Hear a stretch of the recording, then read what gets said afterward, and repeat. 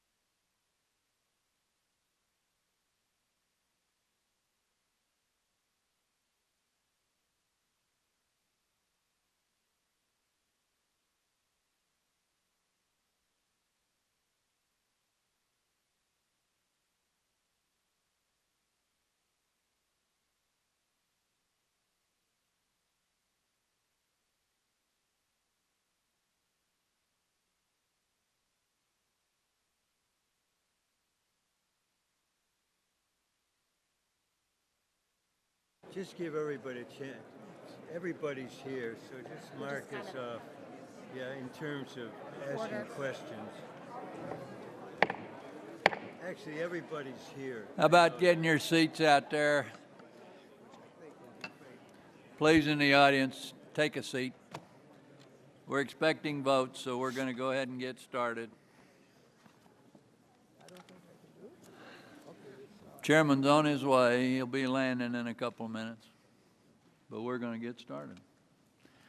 Good afternoon. Welcome to today's hearing on the debt limit. The chairman has been delayed, but given the votes in this afternoon, he asked we go ahead and start the hearing so members may have as much time as possible with our distinguished witnesses. Before hearing from our witnesses, I'll read Chairman Camp's prepared opening statement and then turn it over to Mr. Levin for his usual opening statement. Good afternoon. Thank you for joining us today, all of you. The topic of today's hearing is the debt limit, which has increased higher and faster under President Obama than any president in our nation's history.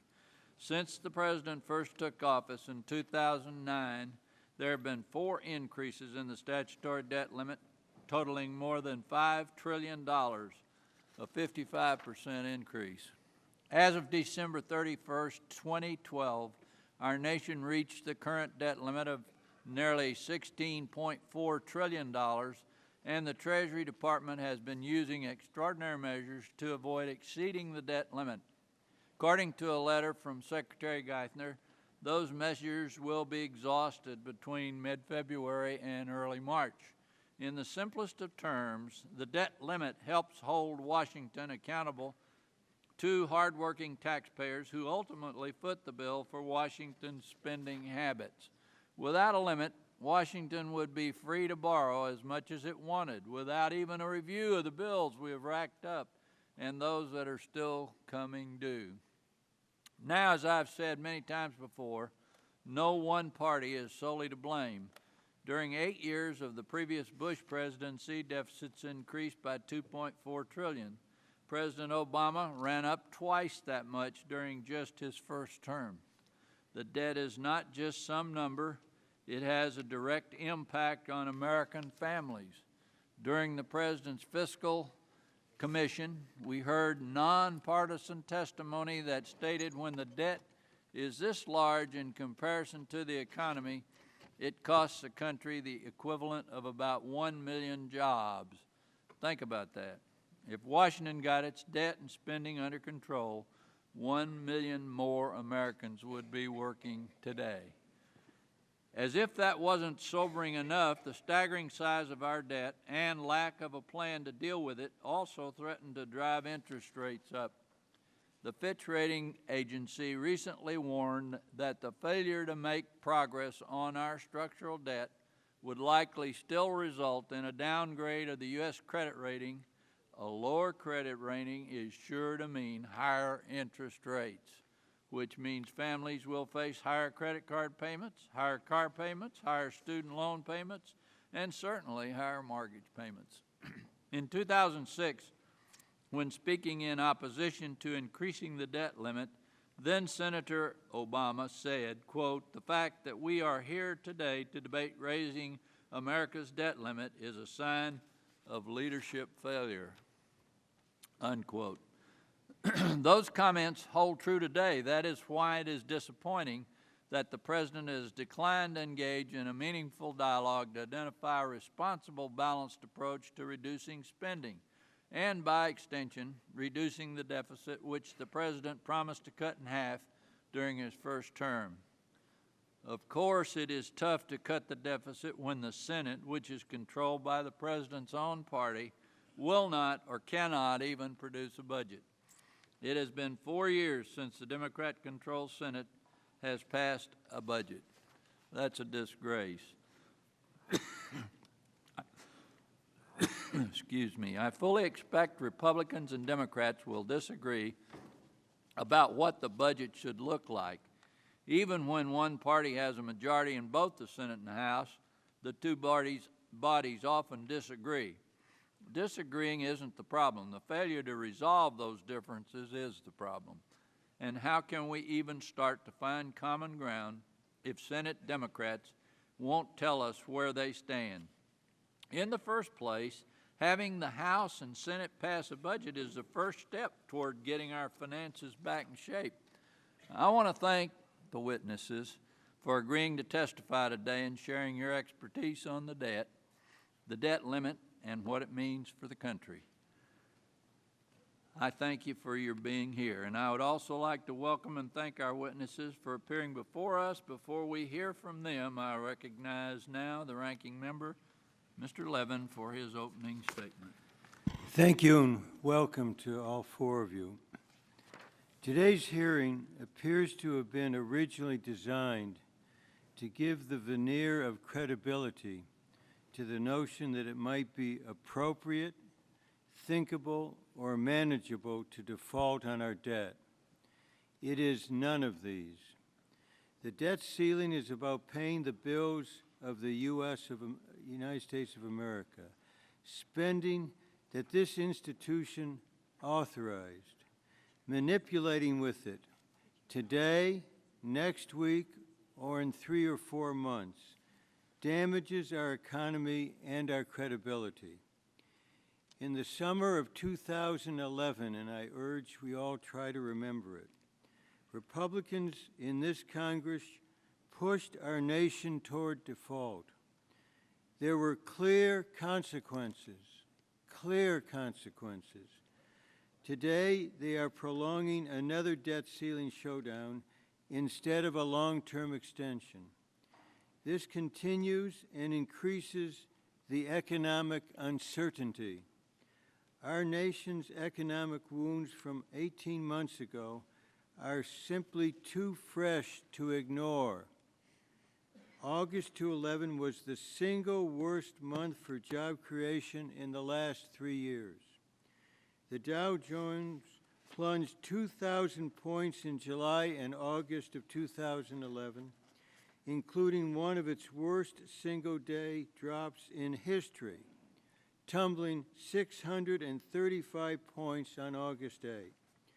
The Treasury was forced to spend $1.3 billion more in interest payments, according to GAO. The Bipartisan Policy Center estimates that the higher costs will be almost $19 billion over the next decade. And of course, who could forget that the U.S. credit rating was downgraded for the first time in our history?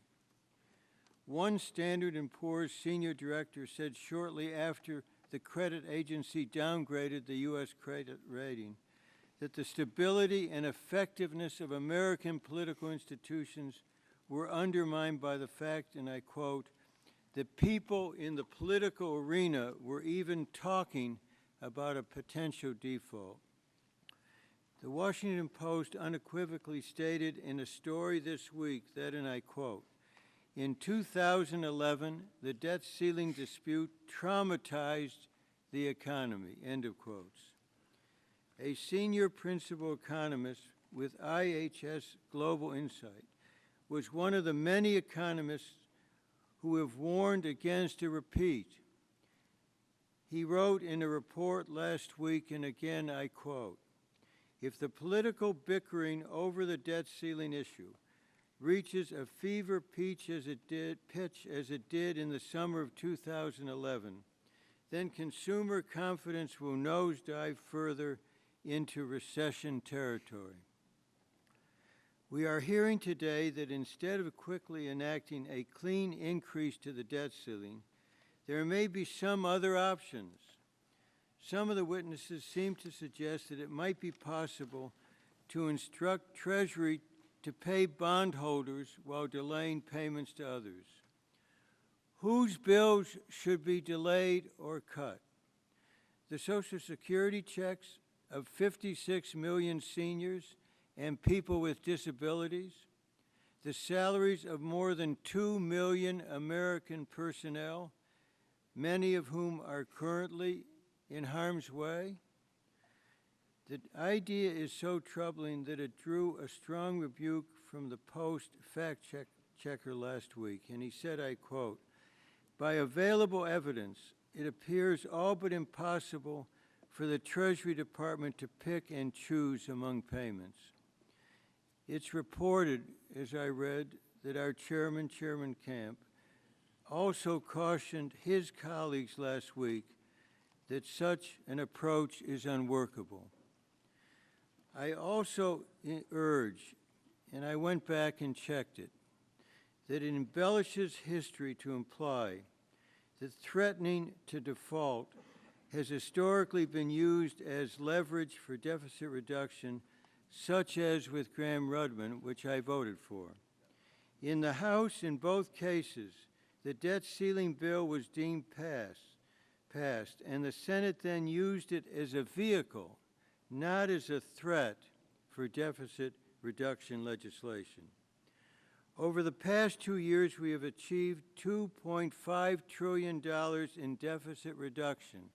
I repeat, $2.5 trillion in deficit reduction, and set an important precedent for future further balanced deficit reduction that includes both spending cuts and new revenue. And I close firmly urging we should proceed with this effort, focusing further on economic growth and jobs, not damaging this effort by attempting to use the debt ceiling for political leverage. Thank you, Mr. Chairman. Thank you, Mr. Levin. It's my pleasure to welcome the panel of witnesses before us today. We have 4 witnesses on today's panel.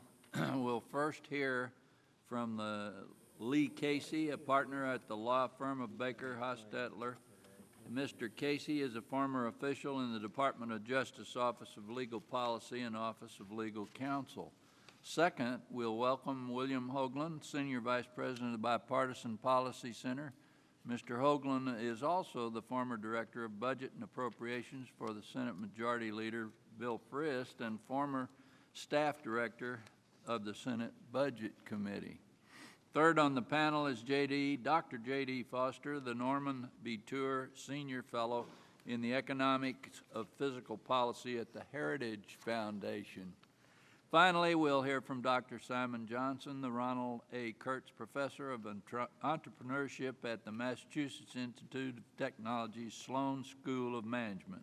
Appreciate all of you being here with us today. The committee has received your written statements. They will be made part of the formal hearing record. Each of you will be recognized for 5 minutes for your oral remarks. Mr. Casey, we will begin with you. You're recognized for 5 minutes. Thank you, Mr. Chairman and members of the committee. It is an honor and a privilege to appear here today to discuss the critical issue of the federal debt ceiling.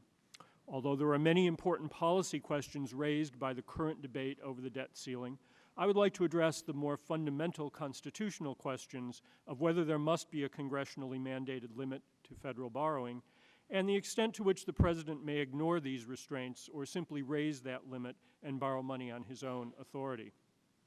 I believe that the answer is clear. Under the Constitution, Congress alone has the power to decide how, when, and why federal spending should take place, and the extent to which that spending may be supported by taxation and or borrowing. The debt limit is, of course, a statutory device that dates to the First World War.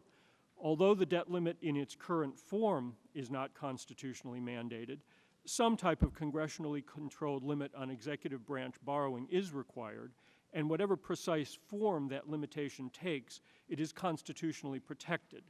The President can neither ignore nor alter the debt limit without fundamentally subverting the Constitution's separation of powers and violating his oath of office.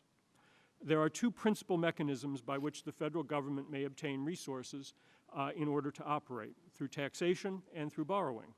The Constitution makes both of these mechanisms the peculiar province of the legislative branch. Congress alone is granted the authority to lay and collect taxes, to pay federal debts, and to borrow money on the credit of the United States. The executive branch then carries out these functions. That is, its role is to execute what Congress has enacted in these areas. The President has no independent authority to raise taxes or to borrow on the nation's credit. This was, of course, the purpose and intent of the Constitution's framers. In a basic division of governmental power, they gave Congress the power of the purse, a grant they viewed as especially empowering the House of Representatives, where all revenue bills must originate. Moreover, as James Madison explained in the Federalist No. 58, the framers fully anticipated and intended that congressional power over federal taxation, borrowing, and spending would be used as a political weapon. I quote, "This power over the purse may, in fact, be regarded as the most complete and effectual weapon with which any constitution can arm the immediate representatives of the people for obtaining a redress of every grievance and for carrying into effect every just and salutary measure." It follows, of course, that the President cannot raise the debt ceiling on his own authority and is bound to respect this limitation on federal spending, even if this requires him to make difficult decisions and take actions he would not otherwise support. Claims that Section 4 of the 14th Amendment grants the President such power are mistaken. Section 4 forbids repudiation of federal debts lawfully incurred.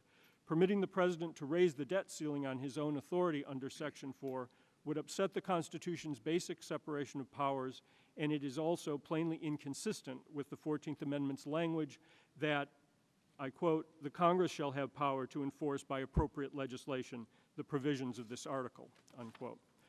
It is also important to understand that the public debt guaranteed by Section 4 does not include ordinary federal spending programs, but extends only to debt instruments issued in exchange for money on the credit of the United States. Thus, as a constitutional matter, Congress has the authority and obligation to regulate federal borrowing. It can exercise this power in a number of different ways, including by voting on individual debt issues, as was the case before the First World War, or by establishing an overall limit on the amount of debt the federal government may incur without further congressional action. The President is bound by such limits. He can neither ignore the debt ceiling nor can he raise it on his own authority. And I would be pleased to answer any questions the committee may have, and thank you.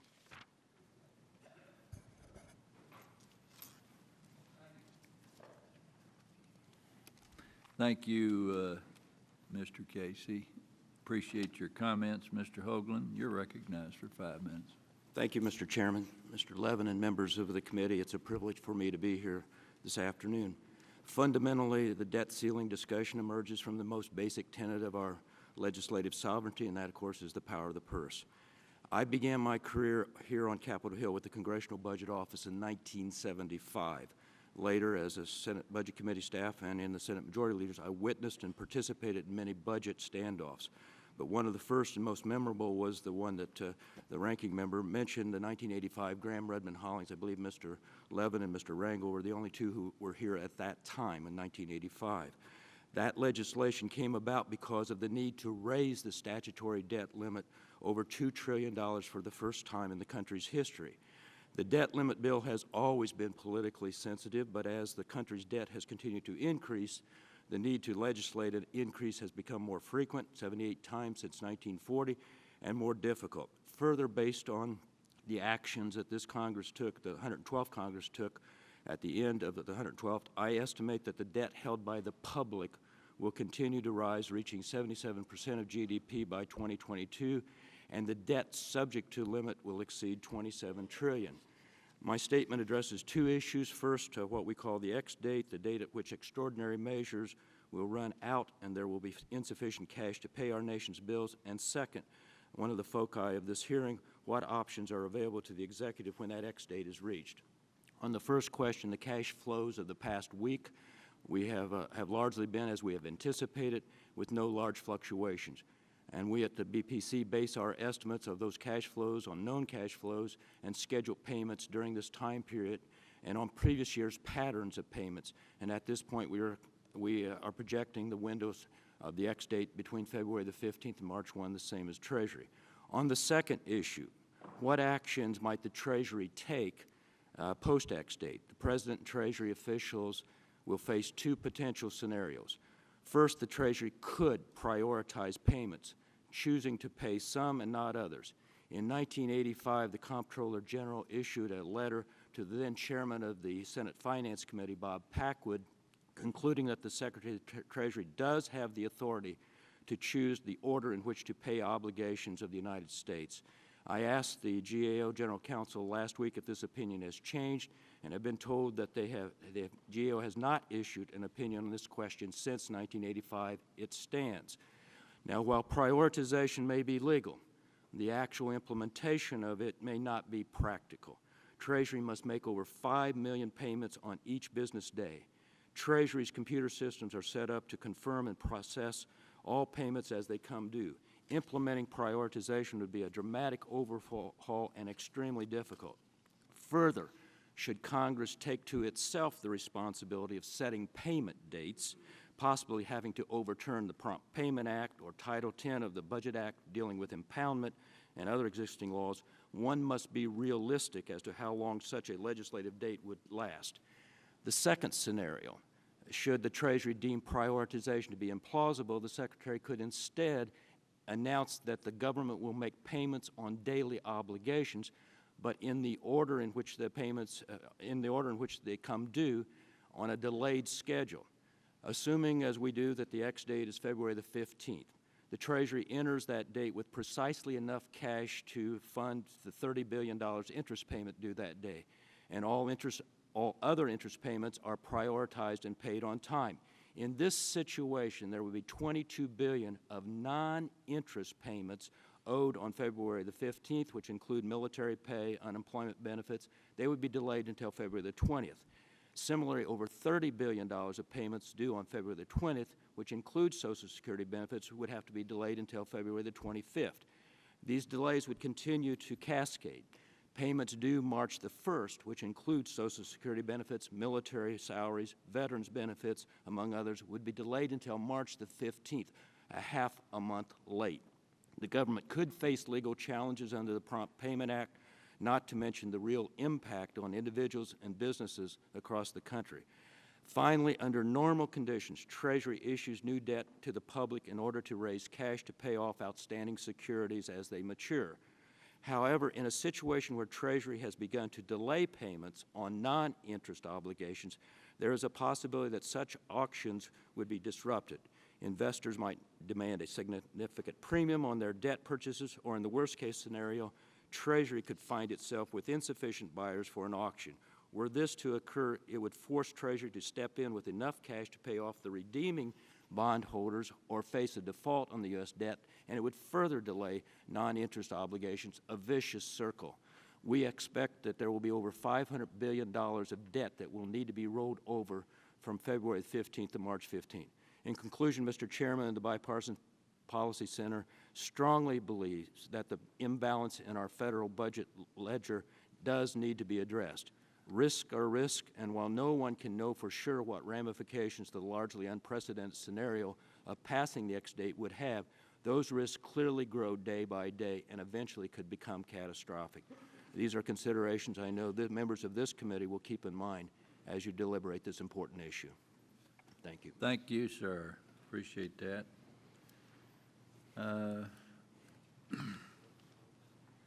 Dr. Foster, you're recognized for 5 minutes. Thank you, Mr. Chairman, Mr. Levin, members of the committee. Good afternoon. It's nice to be back. My name is J.D. Foster. I'm the Norman B. Terray Senior Fellow at the Heritage Foundation. The views I express today are my own, should not be construed as the position of the Heritage Foundation. Mr. Chairman, once again, we find ourselves in dire straits. The President's position on the debt ceiling, I believe, could be summed up simply as, kick the can and then we'll have a conversation. We'll engage in a dialogue. The Senate's position can be summed up simply as hoping not to be noticed. And so it falls, as it so often does, on the House to lead. On the debt ceiling, I believe we face basically three options, two drastic, one of which is sound. First, the first drastic one, Congress could simply leave the debt ceiling in place. While perhaps tempting to some, and understandably so, I think we all know this would be unwise and irresponsible with consequences we can only begin to imagine. Consequences that do not include, however, defaulting on the nation's debt, a suggestion the President frequently makes in awesome irresponsibility. Second, Congress could raise the debt ceiling by some large amount or repeal it altogether, as the President has suggested, and do nothing else. Raising it substantially and doing nothing else would continue a pattern of reckless, irresponsible fiscal policy with no end in sight. And for this reason, would with certainty also bring terrible consequences. To be sure, the date of onset of these consequences is uncertain, which makes this course so appealing in a political environment often favoring perfect myopia. The federal government's debt trajectory is dangerous. Dangerous to our economy, dangerous to our future as a nation, and surely that, at least, we can all agree on. Fiscally, the rise in the debt means more of the government's resources will be crowded out in the future into paying interest expense, making less resources available for their priorities. Americans generally are willing to pay taxes, but they expect services in return. Servicing the government's debt is not what they have in mind. Economically, it also means that saving that would otherwise be available for productive investment in the private sector have been captured by the government. Less private saving means a smaller economy and lower wages. Soaring public debt also means that when interest rates begin to rise, and rise they most assuredly will, they are now set to rise much farther and much faster. The consequences of these higher interest rates will be the most terrible of all for the families, for businesses, for the economy, and there will be nothing then that Congress can do to stop them. What Congress should do is raise the debt ceiling while enacting concrete programmatic spending reforms, especially to entitlements, to reduce the deficit in the short run and especially the long run. There are sound bipartisan common sense options for restraining entitlement spending while ensuring these programs preserve economic security for the elderly and the poor. Indeed, it is possible through reform to remedy key failings such as the woefully inadequate minimum benefit in Social Security and the lack of a catastrophic benefit in Medicare. While doing these reforms, our mantra should be reform and improve while slowing the growth of spending. If the President led on these issues, he could help shape these vital programs to ensure their sustainability and effectiveness, and in the process transform himself from the most fiscally irresponsible president to arguably the most fiscally responsible president in our history. Which brings us back to the debt limit. Modern history provides fertile ground for doubt when process solutions substitute for concrete decisions, such as the House is considering. Thus, I have my qualms over the course the House leadership has set. But I understand the difficulties the House faces, and I accept as sincere assurances that there is a firm strategy. I accept this. I agree entirely that if we are to make sustained progress in restraining spending and deficits, Congress must return to the regular order in a budget process, however much the other body would like to do otherwise. The House is correct to press for a regular, disciplined budget process. I don't know whether the House can compel a change in course. I acknowledge the difficulties. For all our sakes and the sake of my children and yours, I fervently hope you succeed. I do know the House can take a stand to present the American people a clear alternative to soaring debt and a dimmer future, to choose to stand with deficits and debt in decline, or to stand with the economic security and prosperity of future generations of Americans. The American people deserve at least to know this much from the United States House of Representatives, where the nation is heading and what the House would do differently. Thank you, Mr. Chairman.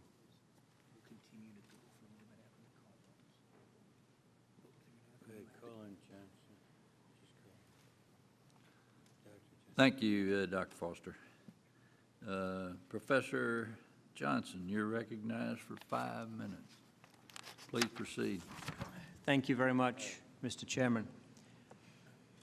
I find it frightening and also hard to believe that we're having this conversation in general and that you're having a hearing on this matter.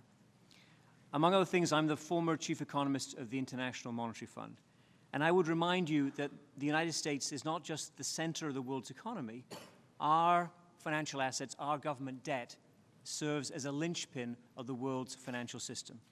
In 1948 and 1968, foreigners held as reserves about U.S. government debt worth about 2% of our GDP. Their reserves now, their rainy day funds, the basis of their financial calculations, are now at least 15% of our GDP. These are assets they hold willingly. They hold them because this has in the past been regarded as the world's safest asset. You are calling this into question when you raise the issue of not increasing the debt ceiling. This, to the world's investors, is just unbelievable that you would even have this conversation. Could I show, please, the first slide? I testified before this committee, and I made these exact same points in the summer of 2011. And the point I tried to communicate to you then was that if you continue to have a confrontation around the debt ceiling, you would create an unprecedented level of uncertainty regarding economic policy in the United States. This chart is taken from the work of Professors Baker, Bloom, and Davis. The full reference is in my written testimony. They have measured policy uncertainty since 1985, not, I would say, at my behest or particularly focusing on the debt ceiling, but what do they find? What do you see in this chart?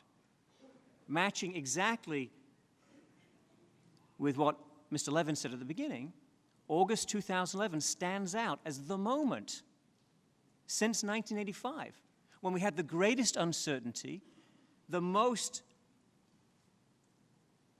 lack of clarity for everyone, not just for the government, everyone in the private sector. Consumers, businesses cannot make decisions if they don't know what's going to happen to the government debt. And listening to the testimony just now, I was further frightened by the extent to which leading experts disagree or vary in opinion with regard to exactly what may happen if we are to breach or come up against or somehow play with this debt ceiling. The U.S. has never threatened to default, not since the 1780s. That has been a key element of U.S. fiscal policy since the Constitutional Convention in Philadelphia. That's actually a lesson that President Madison learned the hard way in and after the War of 1812. The importance of being very careful with your public debt and very careful with all communications around your public debt management. If you don't raise the debt ceiling now, or if you postpone this confrontation, if you say every 60, 90, or 100 days we're going to again have the same kind of conversation about the debt ceiling, you will continue to have this sort of spike in policy uncertainty. You will continue to undermine the private sector. You will continue to delay investment and to reduce employment relative to what it would be otherwise. I urge you, I understand you have many difficult fiscal conversations to come. I appreciate that. I realize there's a range of reasonable opinion here, but I urge you, as I urged you in the summer of 2011, take the debt ceiling off the table. Do it for our sakes. Do it for the world economy. Do it for the global financial system, which is still not recovered from the problems of 2007, 2008. If you want to destabilize the European economy, if you want to put pressure on all those sovereigns in Europe who are right now struggling fiscally, then you should have exactly this confrontation, pushing up the yield on risky assets around the world. But you don't want to do that. You don't want to destabilize Europe. You don't want another downgrade of U.S. debt. You don't want another spike in policy uncertainty. Please take the debt ceiling once and for all completely off the table. Thank you. Thank you, sir. We've got a vote going on right now, and it appears to me that we're not going to be able to continue as we are, so I think we'll recess until the vote's over, which will be about a half an hour, they say, and return. So the meeting stands in recess. Mr. Chairman, let me just mention, Hit your mic. there's going to be a Rules Committee on the bill, so I may not be here for the questioning. I think my colleagues will be pressing the issue of a 3-month delay and the potential harm it can do. We went through this once, Dr. Johnson. I remember your testimony so well. And to think of going through it again, my hope is that there'll be questions that can elicit your view as to why we should not be playing with fire once again. Thank you. Committee stands in recess. Yes. Coming back when? As soon as we're done.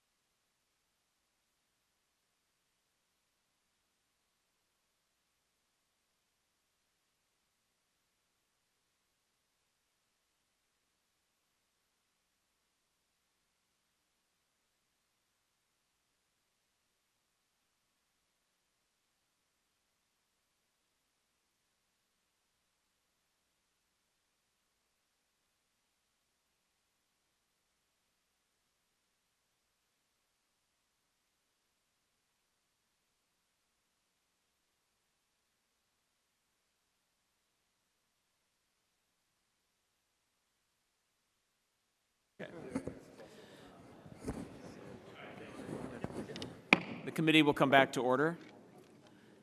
I want to thank our witnesses for being here today, and I think we'll move into the question and answer period. I'm going to reserve my question time for a minute, and I'll go to Mr. Brady. You're recognized for 5 minutes. Thank you, Mr. Chairman, and thank you for all those who are here for the testimony today. Is very helpful. One, clearly, America will pay its debts. That's been made clear by Republicans and Democrats in Congress. We always have, and I hope that those who choose to be melodramatic about it these days to gain political advantage, if you could please stop, that'd be helpful. Secondly, there is absolutely no chance that the President's request to have a permanent, unlimited debt ceiling will occur. This is the constitutional prerogative of the House and the Senate. As we've seen in the past, it's also been a helpful tool, not only on checks and balances, but to enact spending reforms and restraints that can be helpful, although in my view have not been as helpful as they have in the past. And a third point is that the claim we heard earlier today that a short-term extension of the debt limit may raise our U.S. government debt service costs, that is highly speculative. The 2011 GAO study showed mixed results with no significant impacts in 40% of the extensions, so 3 out of every 5 had no impact. The 2012 report was based on only one event, so it's statistically inconclusive. The Bipartisan Policy Center estimates are based upon both of these questionable GAO studies, and they miss the point. The fact of the matter is unsustained spending over time, without doubt, will raise the cost of our borrowing in America. That's why we are all here today to deal with this issue or attempt to give our best insight. I'd like to ask Dr. Foster a question because it relates to the debt ceiling. Many of us see the other side of that coin as a credit downgrade, a second one, which has serious consequences, not just for our borrowing, but for borrowing of small businesses and consumers at home. My question to you, and I know there's different opinions, but what do you think Congress has to do? What steps should we take to create not just medium-term fiscal consolidation addressing that issue, but long-term dealing with our long-term drivers of debt and spending? What do we need to do to avoid a second downgrade? Well, or downgrade by a second credit rating to be accurate. To avoid another downgrade, which on our current path is almost assured, really need to do two things, and they're pointed out in the letter expressing the first downgrade. One, don't raise any question about not raising the debt ceiling. Ultimately, we have to do that. And the second is we have to get our long-term fiscal house in order. That means we have to get the entitlement programs under control, achieving two goals. One, the reforms necessary to make sure they achieve the result intended, which is protecting at-risk populations while spending monies that we can afford to spend and no more. There are simple entitlement reforms, straightforward, they've been well vetted, that this Congress could adopt, I believe, fairly quickly. They're not even legislatively complex. And these are the kind of reforms that have received bipartisan support in the past. They're sort of common sense things. It's frustrating, in fact, that we don't take them more seriously and move on them because they have profound impacts in the long run. Where the problem really is, yes, we have a serious problem with a $1 trillion budget deficit today, but really, as large as that is, that problem is dwarfed by our long-run fiscal problems from the entitlement programs. We know some of the basic reforms, bipartisan reforms that can be enacted that will go a long way to getting Medicare and Social Security in particular under control on a more sustainable path. And that's where the Congress should be looking as we debate fiscal policy this year, beginning with the debt ceiling. Do you think investors look beyond that debt ceiling issue to those fundamentals you talked about, answering the question, is America serious about getting its financial house in order over the long term? Do you think that's really the creates the most uncertainty going forward over the long term? It's certainly a tremendous source of uncertainty. There are others, but that is a major source of uncertainty that credit markets most assuredly look at, as indicated by the letter transmitting the debt credit rating downgrade the last time. Right. Thank you, Mr. Chairman. Yield back. Thank you. Mr. Rangel is recognized for 5 minutes. Thank you, and welcome back, Mr. Chairman. I'm under the impression that the debt ceiling is to give the authority to the president to assure our creditors that each and every nickel that we would borrow will be paid back. I also believe that we have to have some guidelines on the spending in order to share with creditors and Americans alike the fact that we're going to reduce unnecessary spending. Having said that, there's some people who believe that we have to have this involved, this debt ceiling, with the deficit, and of course that's controversial. Under the system of prioritizing payments, as some people are pushing forward, they would believe that we can determine just who we were going to pay our interest to while we get a better handle on the spending part of this dilemma. And I just want to ask Dr. Johnson some questions that these programs, I think you pay your interest on your debt is the #1 priority. I think every family would like to pay off interest. Social Security, and then third, somewhere, active duty military, and I think that's patriotic as well as political. But under this scenario, Dr. Johnson, will we be paying the people that we borrowed from in China, the debt that we owe China, the biggest creditor or one of the largest, before we would pay our American military that got caught like I did in Korea fighting the Chinese? Does this work out that in terms of avoiding the payment of our debt that we would pay off our debtors before we pay off our military? Is that part of this plan?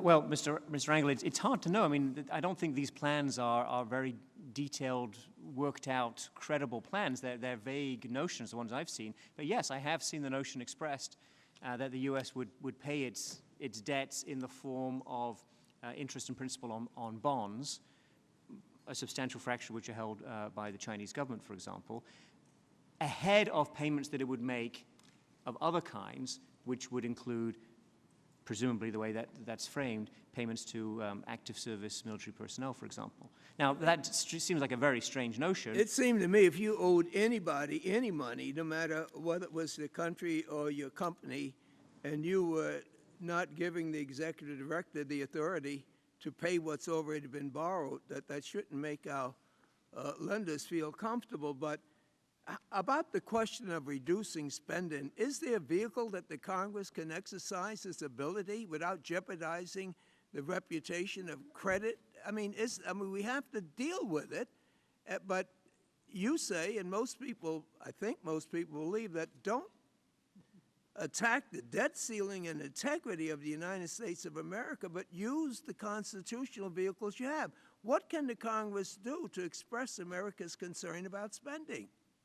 Well, Congressman, as you know far better than I do, you have a wide range of tools, and in fact, you have more than 200 years of fiscal history in which Congress did exactly that. Congress exerted for many years both reasonable tax base that were consistent with the spending that they wanted, and nobody ever put the debt ceiling or the U.S. willingness to pay its obligations on the table in the way that it was placed in the summer of 2011 and the way that I fear it's now being placed on the table again. It was a big mistake in 2011 to create this degree of uncertainty and fear in the U.S. and around the world, and it's a big mistake to do it again today. Why would any good-thinking, patriotic American who loves the country as well as we all do want to use the debt ceiling as a vehicle to reduce spending rather than the other legislative opportunities we would have? What would their reasoning be? Certainly not to embarrass the United States of America.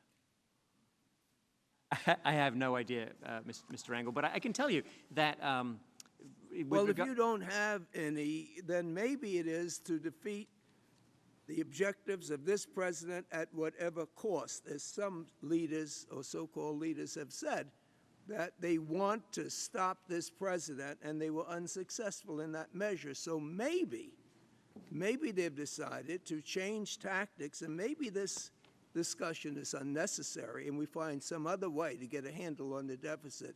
Let me thank you for your contribution to this hearing, as you have so many times before. Mr. Chairman, I yield back the balance of my time. Thank you. Mr. Johnson's recognized. Thank you, Mr. Chairman. Mr. Foster,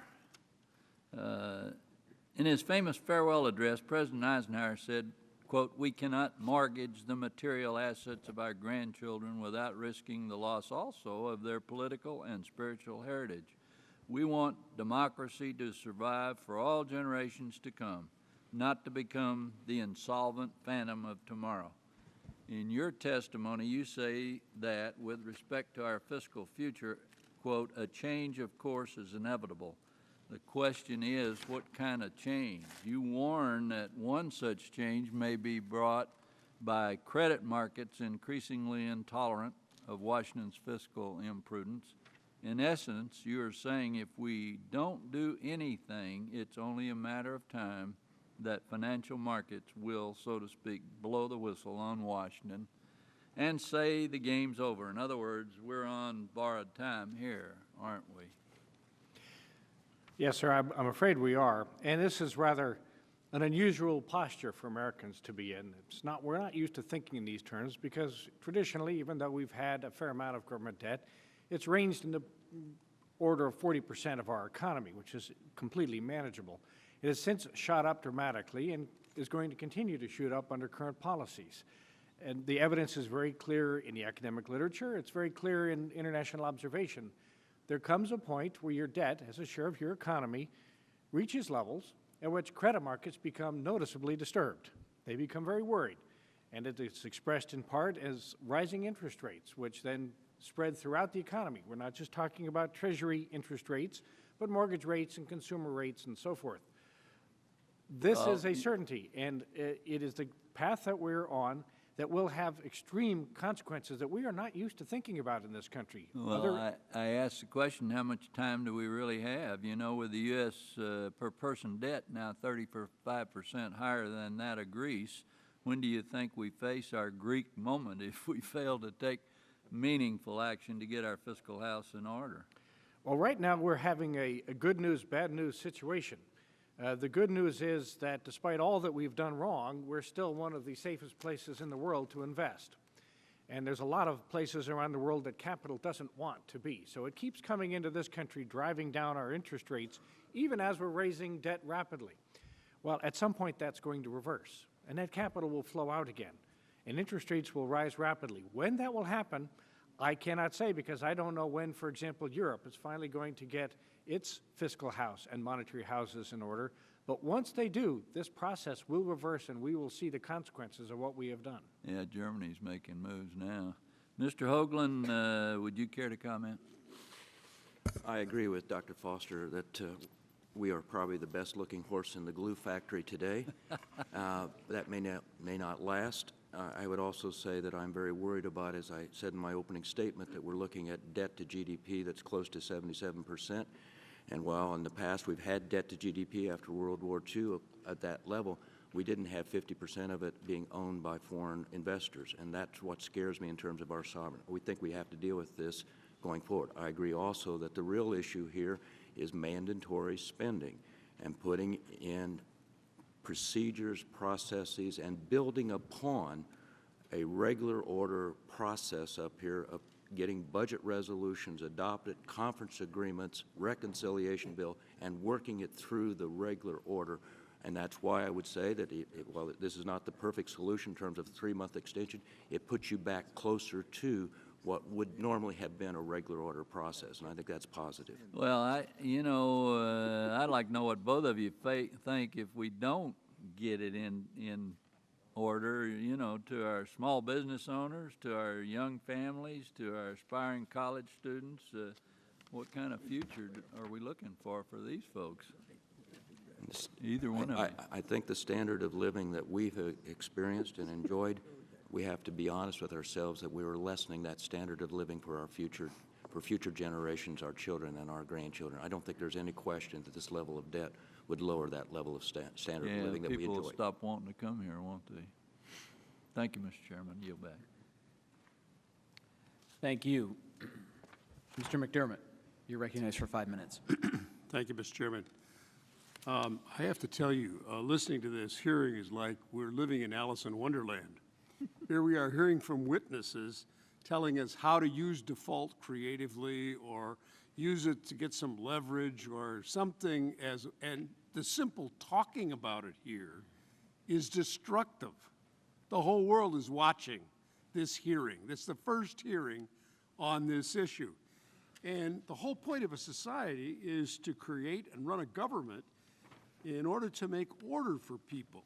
People don't like chaos, and this hearing is about how to create chaos to get what you can't get politically with votes. The businesses and workers in my district think this kind of talk is crazy. Today we're talking about a crisis manufactured by the Republicans, a crisis they've manufactured to achieve policies that the voters wouldn't vote for at the ballot box. The Republicans are taking the economy hostage every single time they get a chance. Their threats hurt workers and businesses, investors, retirees. Job growth stops every time the Republicans have a crisis. The economy falters. This is a Republican governance and economic policy at work, or not working, really. The biggest problem with the Republican arguments that are before us, and we just heard it again, is that spending and debt are the problem, and this is a misdirection. Republican Congresses and Republican presidents were happy to run up huge deficits to wage wars they didn't pay for, or take tax cuts for individuals and industry, and give billions to oil companies. Now, deficits aren't what the Republicans care about. What Republicans want to do is end the guarantees on Medicare and Social Security. We just heard somebody say it's that entitlement payments that are the problem.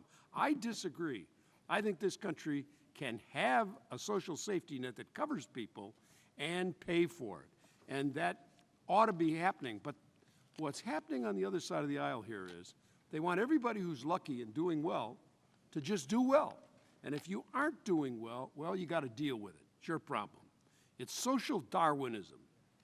It's survival of the fittest put into public policy in this committee. That is the Republican policy. And I respect that they want a different policy than I do, but we ought to be honest about the debate. Instead, we just watch people say spending into TV cameras again and again and again. Spending is just a term that the polls like. Republicans won't say what they want to cut because the public doesn't want their policies, but the word spending polls very well, so we hear a lot of it, but we don't hear debate because the Republicans want crisis but no solution.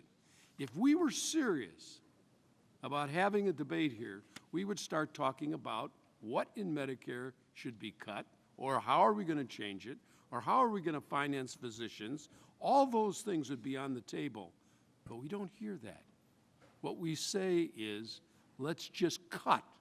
And when you start talking across the board, you're talking about medical research, and you're talking about NASA, and you're talking about NOAA, and you're talking about all these government agencies as though they don't do anything that add anything to the society.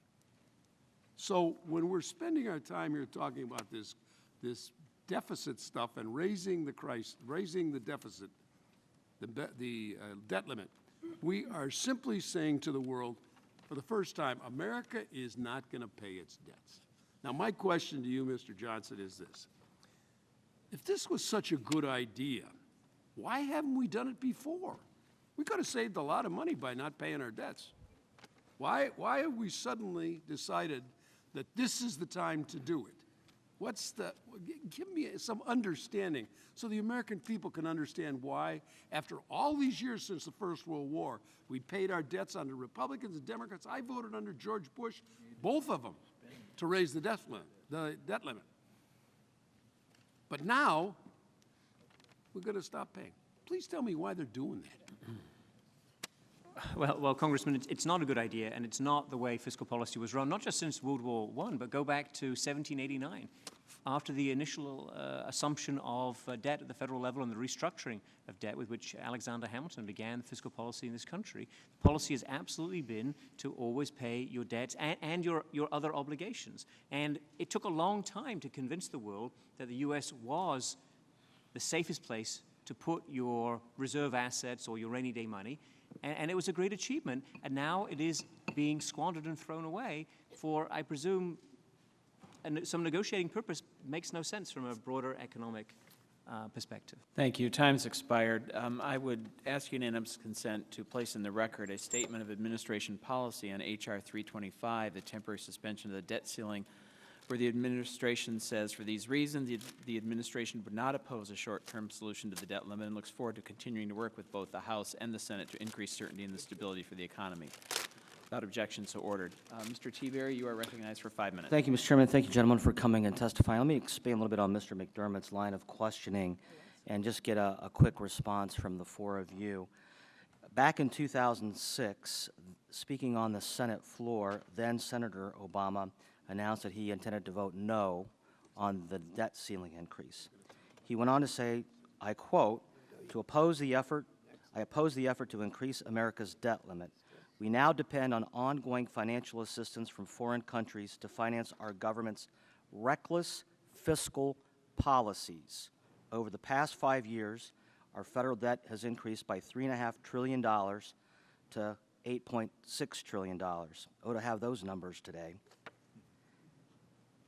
Since then, we now have a $16.4 trillion debt, nearly doubled in 6 years. In fact, since this president has become president in 2009, he has added more than 4 times, or more than 4 trillion, more debt in 4 years, excuse me, than the previous president did in 8. So, to the four of you, quick question. Was the president right? Is this a failure of leadership? And is there a better direction? Mr. Casey? Well, I certainly think he was right that we oughtn't to continue to run the store based on borrowing. There's a lot of ways you can pay your debts, and they don't all include incurring. But since he made that speech, it's gotten worse. We've done agree. nothing to change the trajectory. It's gotten worse. So was the president right? Is it a leadership failure? Yeah, I would agree with that. It is. Congressman, let me say that he was right to say what he said. I would be careful to point out that some of that increase in that debt that took place was a result of obligations that were incurred long before he was ever president of the United States, or even or wherever. And I just would make very clear. Sure. And also, I would simply say the House passed budget resolution last year under Congressman Ryan, which was going in the right direction of controlling spending, still had a debt for the end of this year at $17.1 trillion. Right. It is built Getting worse. And getting worse. It's built into the pipeline. Thank you. Agreed. Mr. Foster. Yes, sir, thank you. There's no question that allowing debt to continue to build more rapidly, so debt as a share of GDP, is reckless, it's irresponsible. Under some circumstances, it's inevitable. Those circumstances are not what we have today. We should be getting it under control and doing so quickly. Mr. Johnson. Congressman, figures 2 and 3 in my written testimony address this issue directly. Where did the debt come from? These are the Congressional Budget Office numbers. This is figure 2, and you can see the impact of the tax cuts, the 2 foreign wars, Medicare Part D, which was not paid for, the 2008 Bush tax cut, and then, of course, the financial crisis. The largest swing, if you move to figure 3, this shows you that the swing in medium-term debt projected by the CBO before and after they realized the severity of the financial crisis. Let me ask you a quick question. That's a 50% of GDP increase Was in it debt. was the president right? Yes or no? The president was right when he spoke of the reckless fiscal policy of the moment. What he didn't realize was how bad it was going to get as a result of reckless financial policies. And that so, brought to the crisis the of president's 2008. right today, then, you're saying as well, even though the debt has nearly doubled, and we had a deficit, actually, that was on the decline with what you talked about, 2 wars, prescription drug benefit, tax cuts. It was actually less than $200 billion the year that Rob Portman, now senator, was budget director and has since now gone over $1 trillion 4 years in a row. Congressman, we had the largest financial crisis since the Great Depression. I've We heard that lost before. a huge amount of revenue. According to the Congressional Budget Office, that's 70 to 80% All right. of the swing We're in the not, deficit. we're not gonna, debt. we're These not are the going to solve CBO's this. numbers. I've got another Congressman. question for Mr. Hoagland. Mr. Hoagland, I noticed that you have some experience on budget issues in the Senate. How many years did you work in the Senate? And when you worked on this in the Senate on budget issues, did they pass budgets when you were there? How many times? Or did they fail to pass a budget 1 year, 2 years, or maybe 3 years? I was with the Senate budget, starting with the CBO in '75, with the Budget Committee since 1982, and left the Senate after Majority Leader's office in 2007. Over the 33 years that we've had budget resolutions, beginning in 1979, 7 times have we failed to get a conference agreement on a budget resolution. Unfortunately, over that 33 years, 3 of those times have been in the last 3 years. There was one time when I was staff director of the Senate Budget Committee with Chairman Pete Domenici that we did not get a concurrent resolution on the budget, and that had to do with 1998 when John Kasich was chairman of the House Budget Committee, and we had just finished the but right. one time did One time. the Senate not Time has accomplish it. expired. Thank you. Thank you. Mr. Doggett.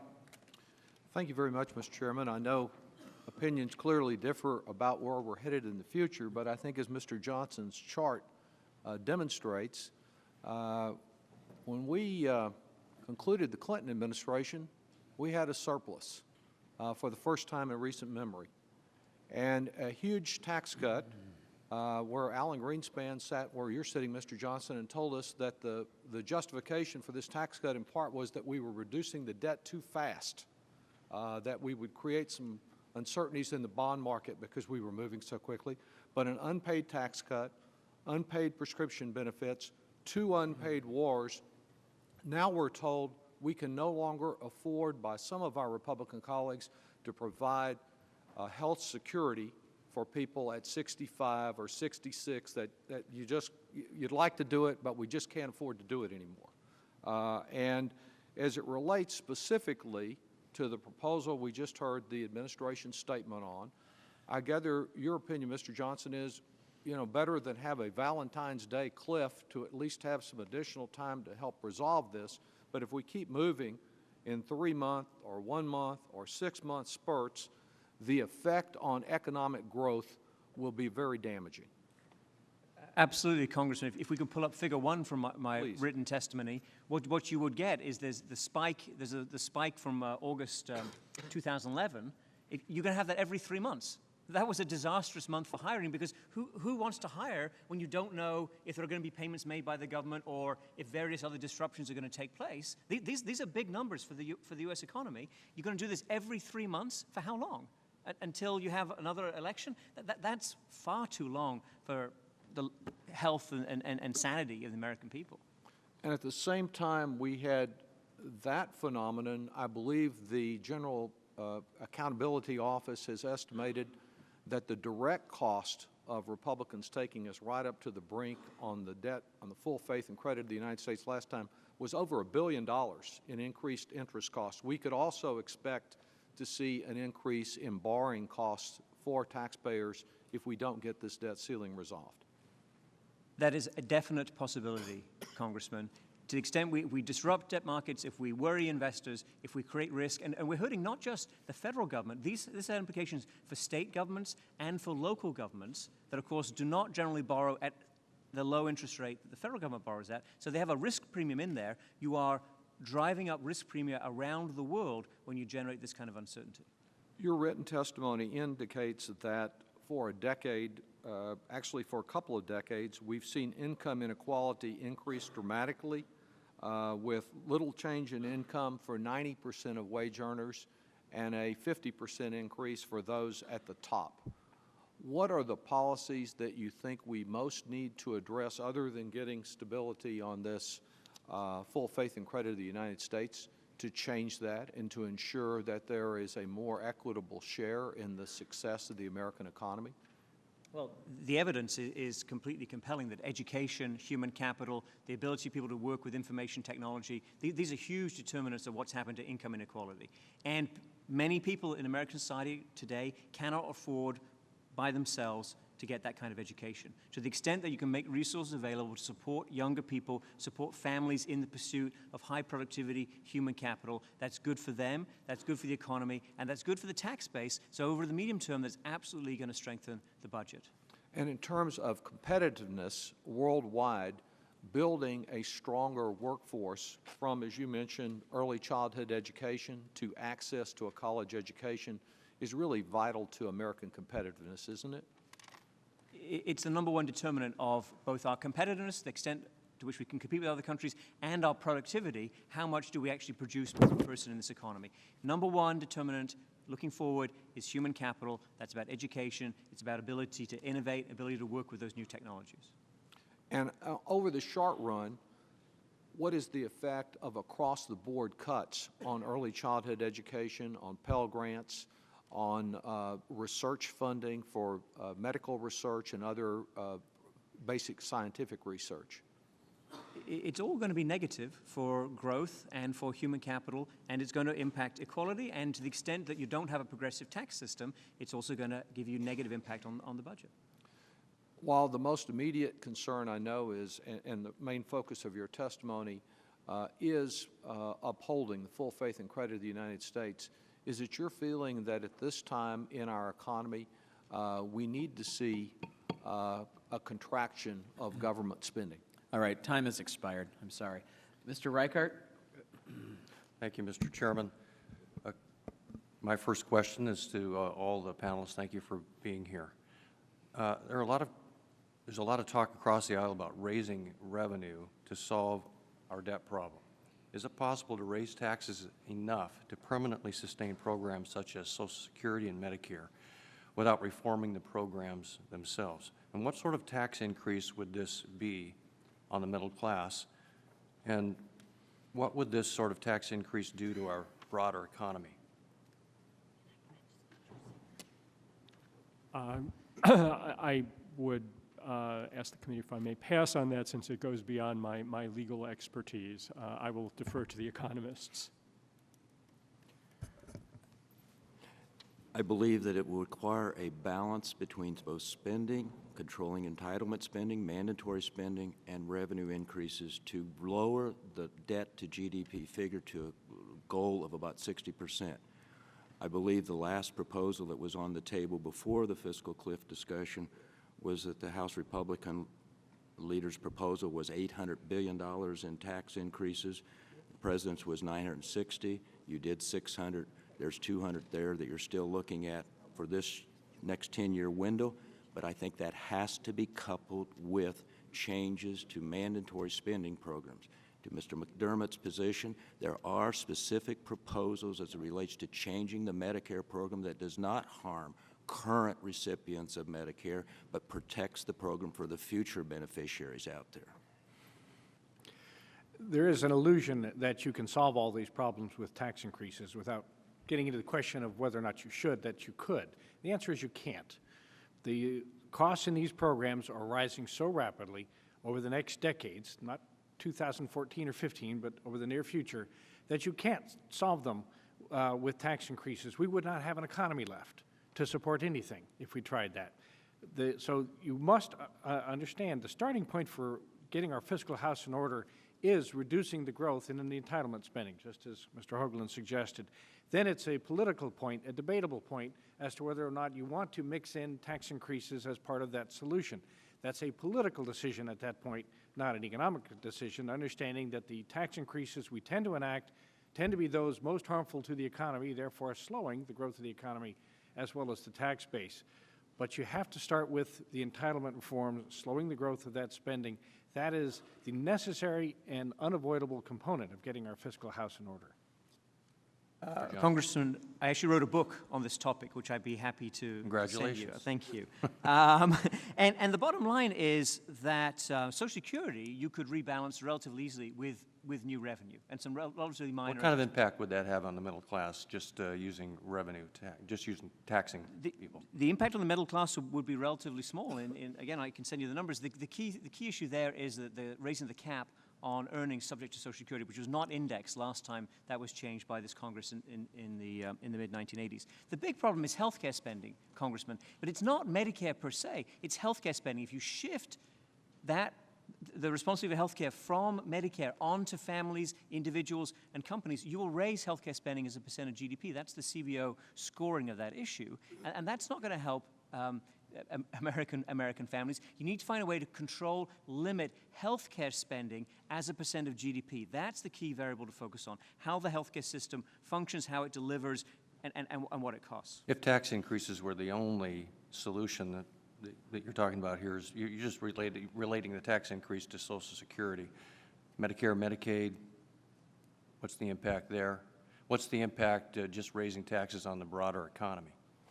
Totally. The problem, Congressman, is the healthcare spending. If healthcare spending increases, you can either pay that out of the budget, in which case it would be very high cost, or you can shift that onto individuals, in which case it ruins them either way. Okay. So it doesn't make much difference. It's the healthcare cost that you have to focus on.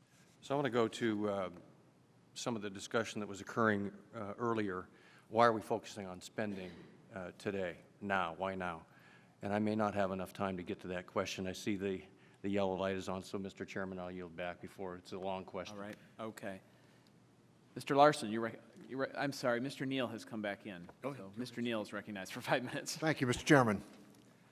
As we debate increasing the debt ceiling this afternoon, I think a bit of history is important as we acknowledge the current fiscal situation.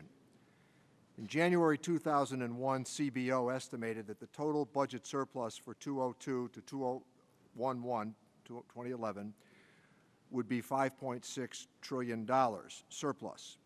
Instead, after years of reckless spending and tax cuts, the federal government ran deficits from 2002 until 2011.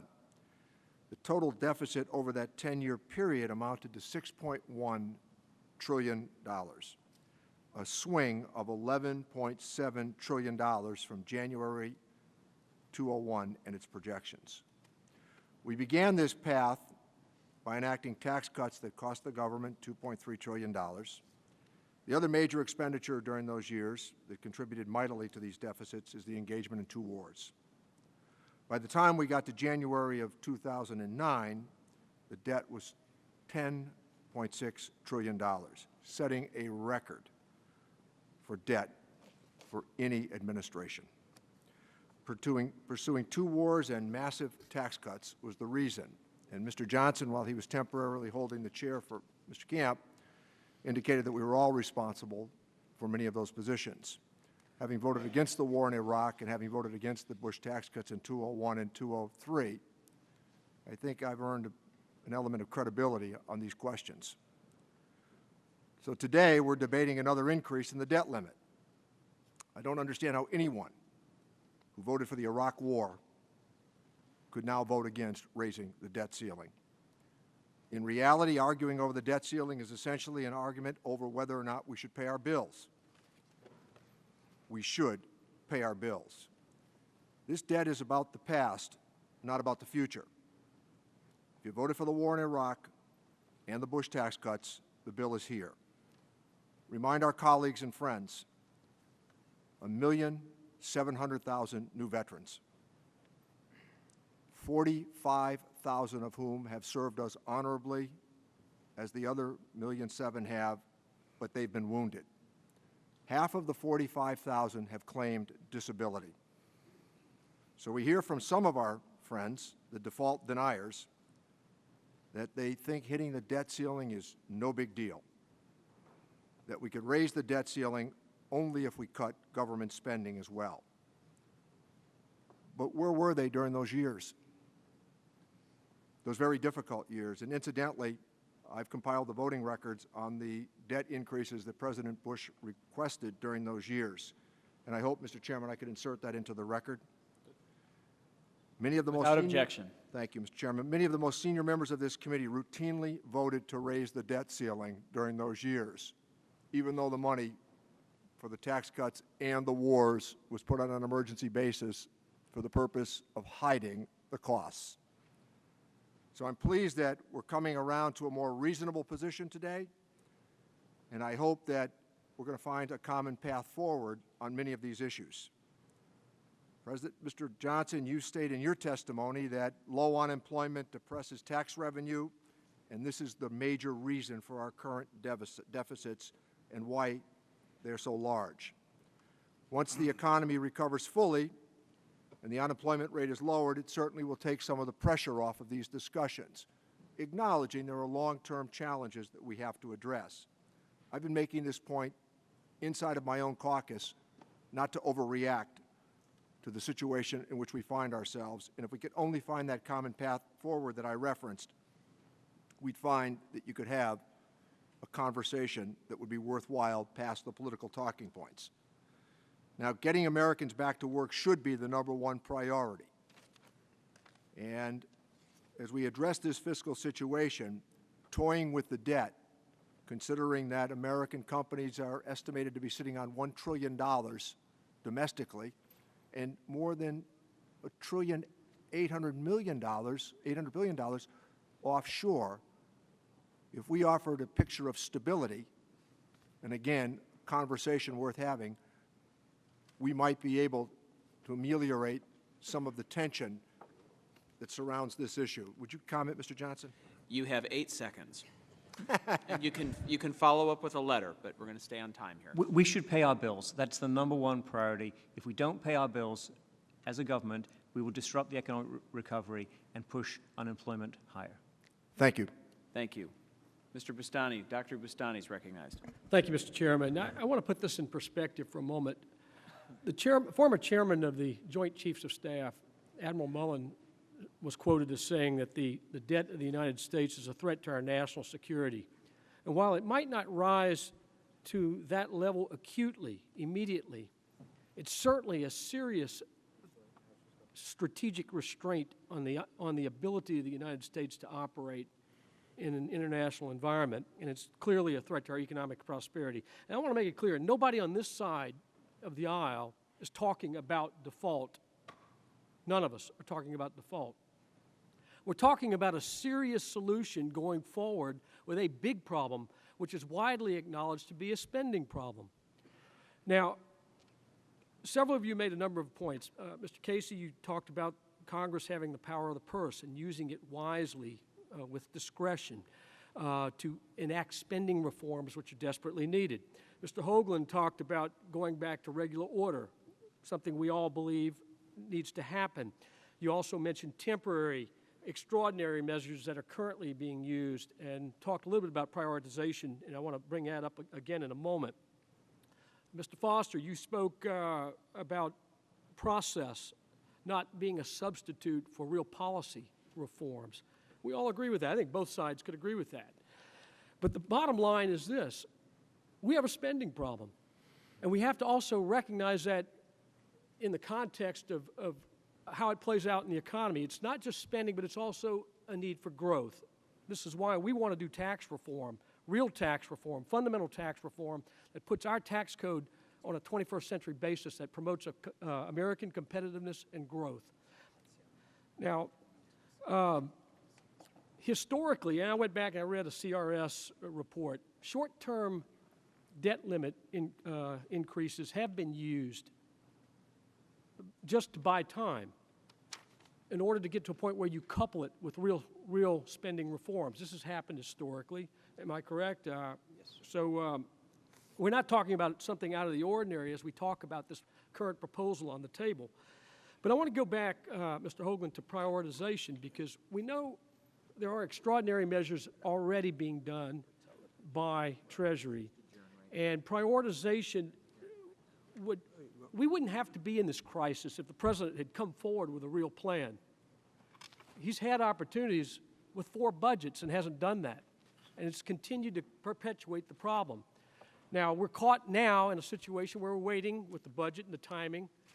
But the bottom line is this. We don't need to be in this. We didn't need to be in this crisis, but we find ourselves in it. Now, if prioritization is going to be used as one of these extraordinary measures, Talk a little bit more, elaborate a little more on the fact that we have uneven receipts coming in and how this plays out. I want this to be real clear for the public that might be paying attention to this. The Treasury has estimated that the cash flows in are very unprecise. Even in a one-week forecast out, the estimate is that varies on statistically plus or minus $18 billion. Just 1 week out, just estimating the receipts coming in.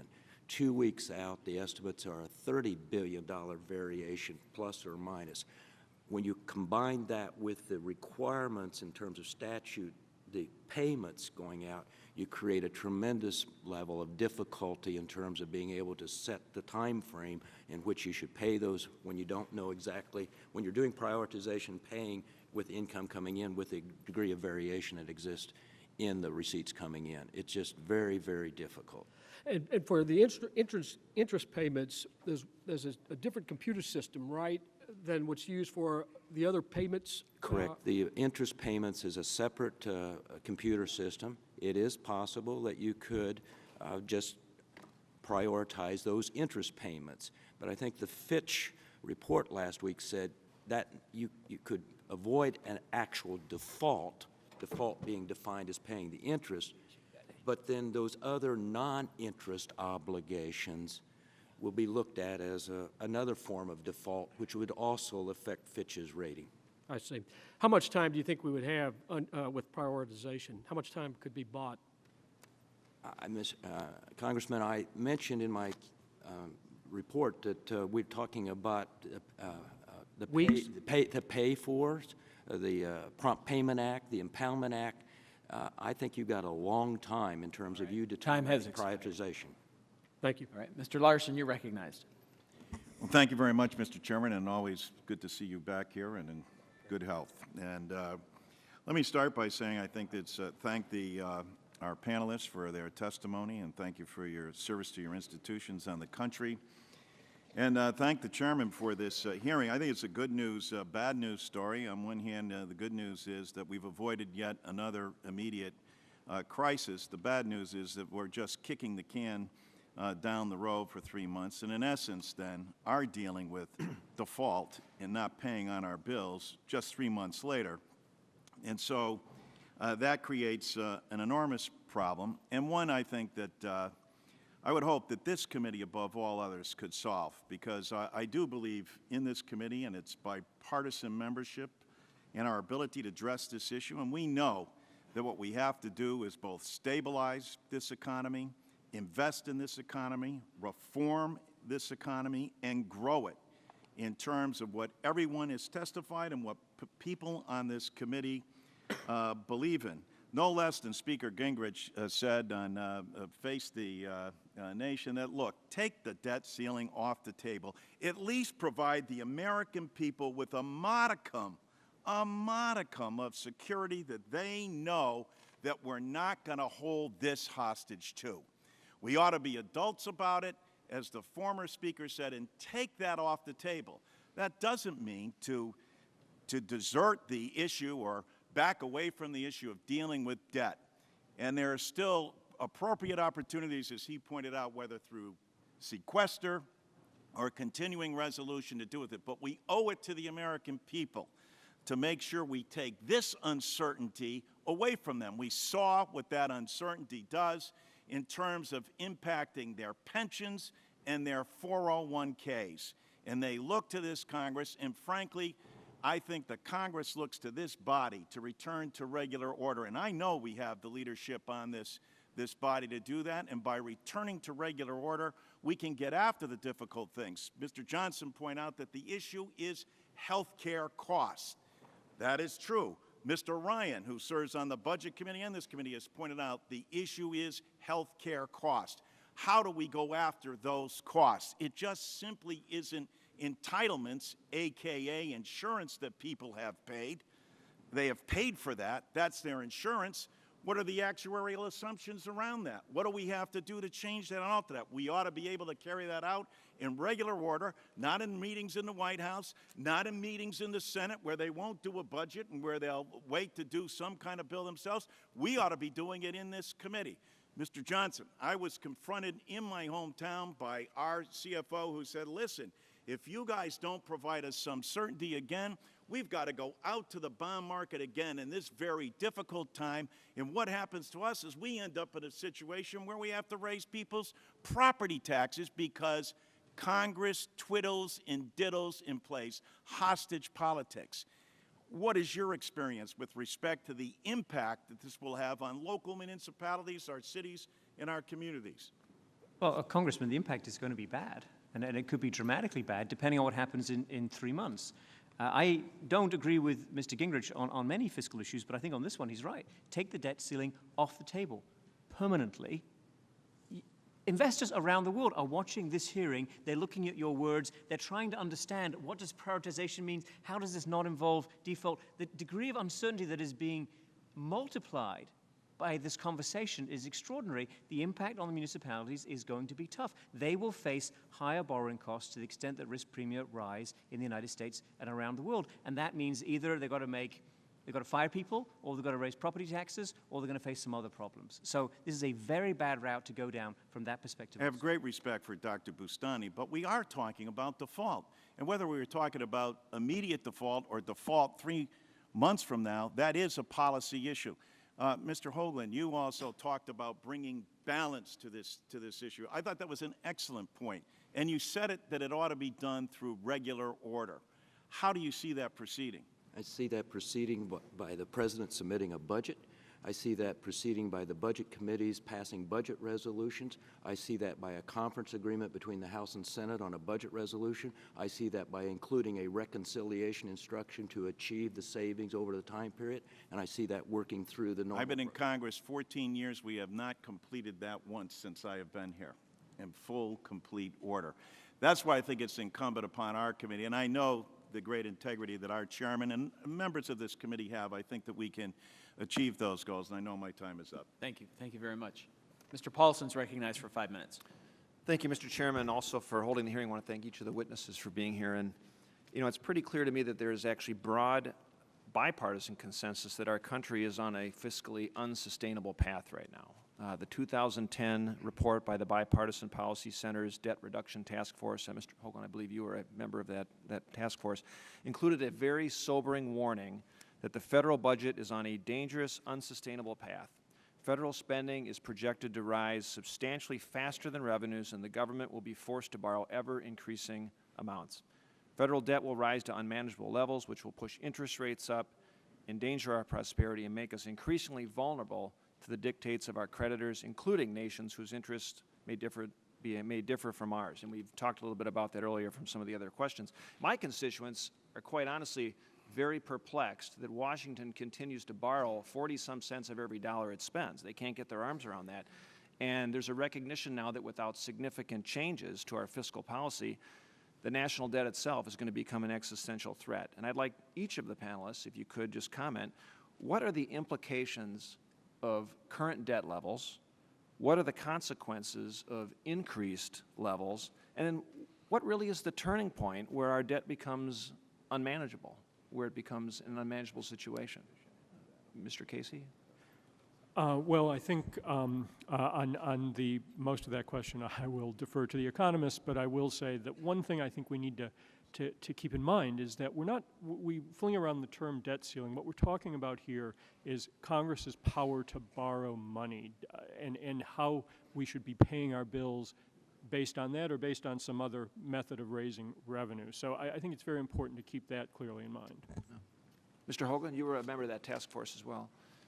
Yes, and in fairness, Congressman, that task force also recommended a balanced budget, a balanced plan that included tax increases as well as spending cuts, and going forward more on the spending side than on the reduction in the rate of growth. The implications of the debt level that we're headed at 77% growing into the future, I think has a major, will jeopardize, quite frankly, our standing in the world.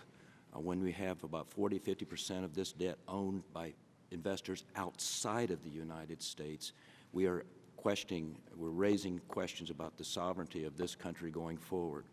And in terms of where's the turning point, I think that's the problem. Most economists would say they can't answer that question. Who knows when that last drop into the test tube turns the water blue? But it will turn at some point, and that's the problem. When it turns, it will turn fast. That's why I think you have to have a plan going forward to avoid that date coming. I don't know. There's a book out on this called This Time's Different. This time is not different. Something will happen.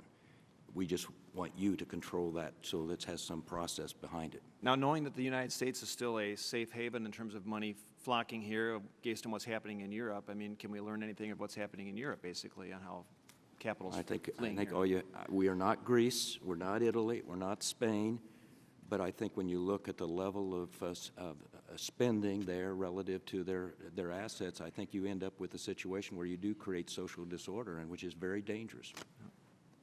So the three basic things. First is that with all that debt, you're going to see in the future a lot more of government's resources, federal government's resources, being used just to pay off the interest on the debt from the past. As I said in my testimony, Americans expect services from the taxes they pay. They don't expect just that you service the debt from previous services. The second is interest rates are going to rise. We've now increased the debt sufficiently that all previous debates about whether deficits matter for interest rates can be set aside. It has now risen enough that it will matter, and it will matter a lot. Interest rates will rise, and it will rise a lot faster and further than they ever would have otherwise. And the third, as my colleague here was just saying, it's like a family or any business. If you take on far too much debt, you lose control of your own future. You lose control of your path forward. Somebody else is going to be able to dictate the terms to you as to what you're going to do, and that dictator in this case will be the bondholders, the credit markets. We lose control of our future as a nation, as these countries in Europe, as Mr. Hoagland notes. We are not Spain or Italy or Greece, but we will have one thing in common. If we keep this path, we will lose control of our future as they have lost control of theirs. Can you comment in terms of if there's even a 1% or a 2% increase in interest rates, what the effect is going to be on interest payments on a dollar amount or? Well, if you think about a 1% payment and you've got $15 trillion out there, that's $150 billion. All right, thank you. Time's expired. Mr. Kind is recognized for 5 minutes. Thank you, Mr. Chairman. I want to thank you for holding this hearing and thank the panelists for your input and your discussion today, which is important. And I think we all understand what the ultimate solution is to the debt ceiling. We need a long-term bipartisan deficit reduction agreement in this place that's comprehensive, that will get our fiscal house in order, especially dealing with the demographics and the aging population. That's the answer. And I equate this to the Middle East peace plan. We all know where we need to end up. It's just finding the political process and the will to get there. Every bipartisan commission that's met and been tasked to come up with a solution have reached the same conclusion. There's going to have to be some additional revenue and some major spending reforms in the budget for this to make sense in a balanced and in a fair fashion. And Mr. Foster, I appreciated your testimony here today where you said that there's some additional room on the revenue side, even given where we ended up with the fiscal cliff, a little over $600 billion over 10 years in new revenue, but that was short of where things stood during the previous conversations and that. But Mr. Johnson, in your written testimony and also your oral testimony here today, I think you've been fairly clear that the greatest, if not the chief contributor to the deficits and the fiscal shortfall today has been the underperforming economy and the high unemployment rate. So I would assume then that one of the responses, if not the response to help with the fiscal situation, is to get the economy back fully functioning with good paying jobs and lowering the unemployment rate. Is that right? Absolutely, Congressman. And it would be, in that context, disastrous if you were either not to extend the debt ceiling or create a lot of uncertainty about who's getting paid and how they're getting paid because of the debt ceiling or because of the sequester or because of some sort of government shutdown. All of those things are bad for the recovery, they're bad for revenue, and all of those things will tend to push up interest rates, right, which has the adverse consequences that my colleague just described. So I really don't understand the argument for holding the debt ceiling hostage and jeopardizing the full faith and credit and possibly defaulting on our financial obligations for the first time in our nation's history, given the safe haven that we've enjoyed. In fact, the great irony in this recession is the fact that people have been willing to pay us to take their money, which is in effect what's been going on, and it has been a lifesaver for us economically, and that all I would assume would be in jeopardy overnight if we do default in our financial obligations. Would you agree? Absolutely. The most obvious risk we face is that we will, through our own deliberate irresponsibility, undermine the safe haven status of the United States. The world is a complicated, dangerous place. People look to the United States as a safe place to keep their reserves, keep their money, but we can throw that out the window very, very quickly if irresponsible actions are taken around the debt ceiling. And I would also submit that, both sides, both political parties need to be a little more realistic in our approach to this whole discussion. And not to sound too partisan, but we've just come off 2 national campaigns where my colleagues on the other side accused Democrats of taking $700 billion out of Medicare and promising to restore that money, while at the same time promising to increase defense spending by $2 trillion over the next 10 years. Those are the 2 largest spending programs we have in the federal budget. And that's a $2.7 trillion proposition of new spending that they were offering in 2 national campaigns. And now they want to sit back and criticize the president for not being realistic in his budget choices. They lose me on that argument. But Mr. Hoagland, you've had a lot of experience, and especially with Dr. Frist, and we do understand that the largest and fastest growing area of spending is rising health care costs. And I think there's a solution to getting enhanced quality of care but at a better price. We need to change the way we pay for health care in this country so it is value and outcome based and no longer volume based, which fee-for-service brings. Would that help improve the fiscal outlook if we can make that conversion to a different payment system? Yes, Congressman, I don't want to scoop my bosses, Senator Frist, Senator Daschle, Senator Domenici, and Alice Rivlin will be coming out with a report here at the middle of March where we are looking specifically at this question. And one of the areas where we're focusing, we have to move away from the fee-for-service payment system to a more orderly system and move it away. And we believe that that, in the long run, will help control costs overall in the Medicare area. But that also, since 50% of healthcare is Well, I knew you guys were involved in that work because the Institute of Medicine is doing a comparable report that will be coming out in a couple of months. And I also appreciated Mr. Brady's comment. He's going to be the new chair of the Health Subcommittee about getting away from SGR and moving to a quality-based physician reimbursement system too. I think that's going to be key to the fiscal outlook as well. But there's a lot here we can follow up on. But Mr. Chairman, thanks again for this hearing and the feedback today. Thank you all. Mr. Reed is recognized for 5 minutes. Thank you, Mr. Chairman. I've been listening to this testimony all afternoon, and I just have to say, I'm embarrassed to hear some of the comments that have been made today about what I believe to be the biggest threat to the future security of our country and the security of our country when it comes to our kids and our grandkids, and that is this debt. So I'm going to ask you point blank, each and every member of this panel. Is the present debt path sustainable? Does anybody think that it is? No. Mr. Casey? No. Mr. Foster? No, sir. Mr. Johnson? It's a yes or no question. Not over the long term, Congress. Thank you. So it's not sustainable. And why is it not sustainable? Can anyone briefly, each of you briefly answer that question? Mr. Casey, starting with you. Well, I frankly, as a layman, there comes a point when they start cutting up your credit cards, and we'll reach it.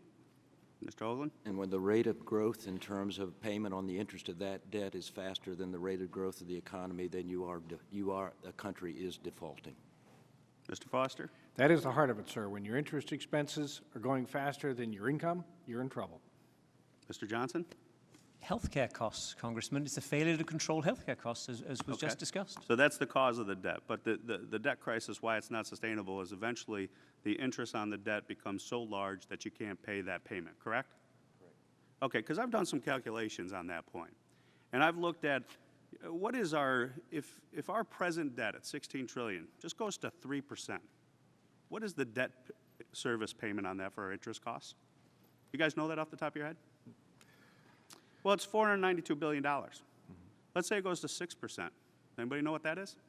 Twice. That's $985 billion. Do you know what that means? What are we presently paying on our debt service payment? Any of you know that number off the top of your head? About $250 billion, I believe. Yeah.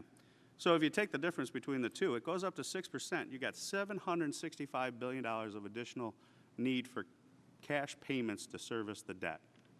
What do we pay on our national defense budgets in an annual year? About $700 billion. So overnight, because that's an annual number, we are going to have to find the amount that we pay on our national defense lines in our federal budget, equivalent amount of dollars to service our debt. Is my understanding correct? Anyone disagree with that math? You're right, Congressman, but if you have a big fight over the debt ceiling, that's going to push up interest rates and cause exactly the effect that you're worried about. So if we just take care of the debt ceiling, put our head in the sand and say we're never going to worry about the debt ceiling, at what point in time does the debt become so large that our creditors say, you know what, we're going to charge you a little bit more interest? And that interest then goes up to 6% on the $16 trillion. Don't we just get to the same problem that you're concerned about on the short term, on a long-term approach, but not dealing with the underlying problem at all? Congressman, I'm totally in favor of dealing with the budget. That's the point of the book we wrote called White House Burning, a dramatic enough title, I hope. Okay. But the point is, you need a balanced approach, as Mr. Levin said at the beginning, and you have a process to do it. Mr. Johnson, if I could, uncertainty Mr. from the Johnson, debt ceiling it's is my the issue. time. It's my time. And I've heard the balanced approach now for a year and a half, and I heard it today from the panel. There's been $600 billion of additional revenue that as a result of the fiscal cliff negotiations. A balanced approach to me was if you gave revenue, you got spending reforms. Has the president offered any spending reforms as of yet in regards to that $600 billion of additional revenue? Has anyone heard of? We're hoping to see some in the budget, sir. Yeah. When Geithner put forth his proposal on November 29th, he had spending reductions of $400 billion. So $400 billion in relationship to $600 billion of new tax revenue, and the president offered $400 billion of spending cuts. In fairness, the president proposed $1.6 trillion in revenues for $400 billion in spending cuts. Yeah, doesn't sound too balanced to me, in my opinion. So I'll just end with this. It is clear that Andrew Mullen had it right. This debt, and I could care less about all the people here in Washington, D.C. I'm really concerned about the people back at home, my constituents, my kids, my grandkids. This isn't sustainable. And to have this bickering over these issues without putting a real concrete proposal in front of the American people to say these are the visions of how we deal with this problem, that's why I wholeheartedly support this 3-month extension. And I'm glad to hear the White House supports it also, because at least now we will put in black and white, hopefully in the Senate and in the House, a vision to deal with this #1 threat to our national security. Thank you. With that, I yield back. Thank you. Mr. Pascrell is recognized for 5 minutes. Yeah, 3/4 of the deficit reduction to date has been spending cuts. And I would rather err on the side of what Roosevelt said in his second inaugural, and that was the test of our progress is not whether we add more to the abundance of those who have much. It is whether we provide enough for those who have too little. He said that in 1937 in the second inaugural. I'm more concerned about 1/5 of our children living in poverty, and I'm more concerned about the guys who are working out there, male income, compared from 1969 to the present. And what do we have? We have people males making $1,000 more back in 1969. That's what I'm concerned about. We've had a redistribution of wealth, all right, in this country. It was all upward. It was all upward. Let's get our facts straight here. This storied committee, Mr. Chairman, is even discussing the idea that America will not pay our bills, that we'll be a deadbeat nation, as the president said. And that is unbelievable to me. Certain things unbelievable to you. That's unbelievable to me. Because if you read Article 14 in Section 4, questioning whether or not to pay the public debt may be unconstitutional from this body. It's not a long section. It's the public debt. It's right there. And about the public debt, it also says, Mr. Foster, you didn't read the whole section. It says if the House doesn't, if the Congress doesn't do it, the executive must do it. It says that right in the bill. Am I not correct? I'll leave that to the constitutional scholar, sir. I'll read it to you. Go ahead. No, sir, it doesn't say that, but please read it. I will. If Congress won't pay them, then the executive must. In Section 4 of the 14th Well, Amendment? Section 4 is I'm talking about the interpretation of Section 4 of Article 14. Okay. You disagree with that? I disagree most. So the heartily. executive has nothing to say about the debt. Well, the executive has no power to raise the debt, certainly. He has an obligation to pay the public debt, which is to say, pay the amounts of money that have been loaned to us. And how's he going to do that if the Congress does not give him the ability to do that? Well, that's a little problem, isn't it? It is obviously. Okay, let me go on here. Okay. We're not going to default on our obligations, and not just to our bondholders. Because another thing that we're talking about, which is questionable, is whether we can prioritize the payments and make everybody happy. I've heard that here. Go ahead.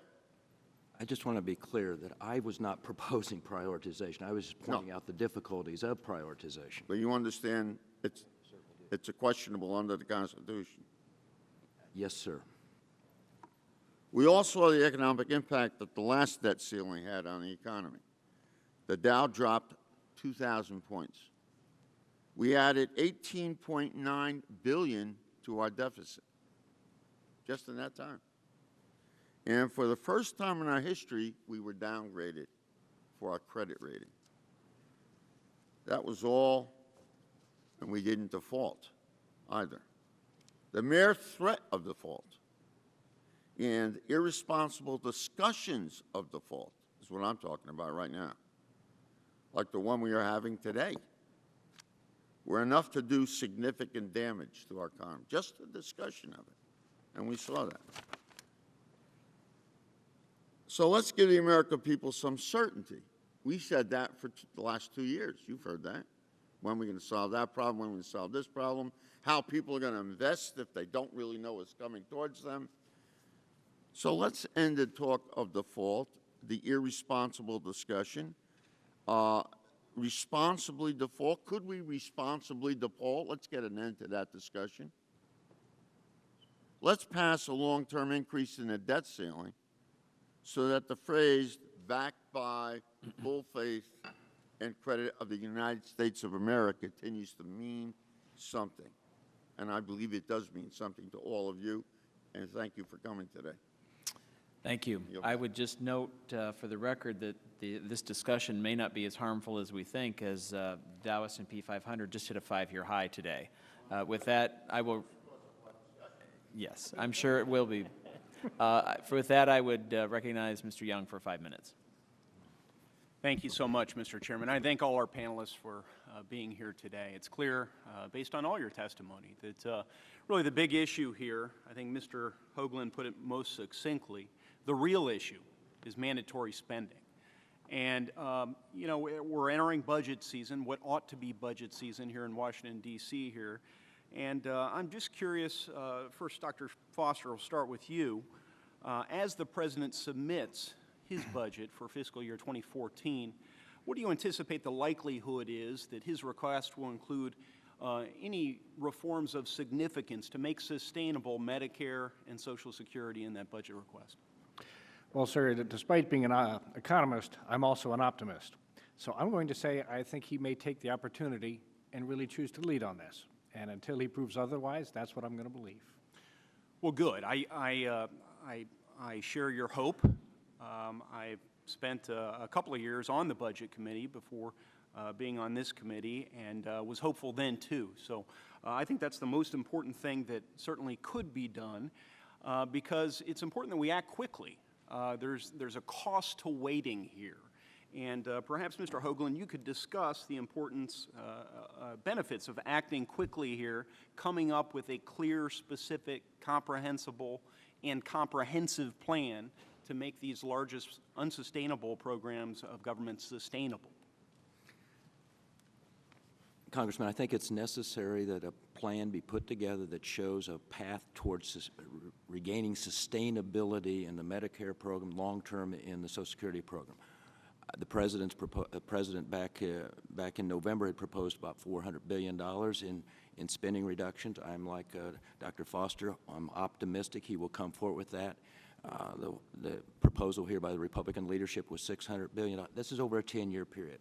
The only comment I have with Mr. Young would be that the issue of controlling health care cost in a 10-year window is difficult.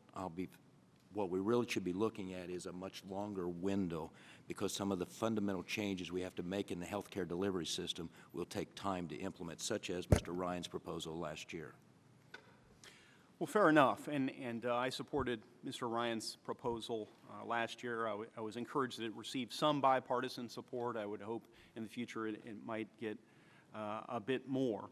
But Mr. Hoagland, to continue with you, the roadmap, if you will, in order to arrive at a spot where we can get concrete ideas from Democrat leadership, from the President of the United States about how to make these largest programs of government sustainable, is through regular order. Could you bring us through that regular order I'm articulated? I'm a regular order guy. I've spent my career up here. I believe that the power of making legislative decisions lies with committees such as this very powerful committee here, that I think it's better that the decisions in terms of what legislation could flow forward come out of the committees. Therefore, that's why I believe a budget resolution that is put together that sets the broad parameters for how much you're trying to achieve in the way of deficit reduction, work through the committees of jurisdiction, is the most salient way of achieving a goal and expressing to the American public we really are serious about a fiscal blueprint that puts us on a path of sustainability and lowering that level of debt to GDP in the future. Strikes me as an orderly approach, a collaborative approach, one that ought to receive bipartisan support, and one that by design is set up to come together with some degree of consensus about what our nation's priorities are, and then give the markets a degree of certainty about what's going to happen in the future, allowing us to create more jobs, et cetera. Incidentally, this is exactly the approach that the House Republican Conference has taken with respect to the debt limit increase. We have tied increasing this debt limit contingent upon the Senate finally producing a budget for the first time in several years. Strikes me as eminently reasonable, happens to also be very popular among the American people. So I do agree that talk about default is irresponsible. To characterize this hearing as about something other than an effort to bring us back into balance and to try and get a budget out of the United States Senate and a clear budget out of the President of the United States, I think that's irresponsible to characterize it otherwise. And I would just say to Mr. Johnson, I'll give you a brief opportunity to respond, sir, that you spoke a great deal about policy uncertainty. But really, it strikes me the greatest uncertainty longer term exists when you've got Medicare, Medicaid, and Social Security unsustainable and no plan to make them sustainable. All right, Mr. Johnson will have to respond to that question in writing as time has expired. Mr. Davis is recognized for 5 minutes.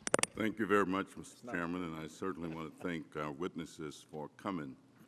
You know, it appears to me that as we continue to raise the specter of possible default, that we undermine the confidence of our citizenry, and we certainly do a disservice to our country. You know, if you're living every day with the idea or wondering, are we going to be able to make it till next week? Or are we going to be able to make it for the next 3 months? I'm not sure that that's the most effective way of convincing our citizenry that we are a stable, viable government able to solve its problems, to meet its needs, and bring resolution to whatever crisis there might be facing us. Dr. Johnson, let me ask you, after the 2011 crisis, we had the worst job creation month in 27 months. Why did that occur? Because of the additional uncertainty created for everyone, including companies that make the hiring decisions, about what's going to happen next week or next month. This is a classic problem many countries have, but those are usually countries much poorer and less well organized than the United States. It was in 2001 extraordinary and unbelievable to people that we would come so close to default, and it is extraordinary again today that you would put the debt ceiling on the table in these negotiations when the last thing you would surely want to do is get into any of these complicated games about prioritization, non-payments of this or that creditor, or potential default. Well, let me ask, how does business interests, how does a company respond to these short-term kick the can down the road when they've got to make decisions about their company, people they must hire, or products they must develop? How does the business community respond to that?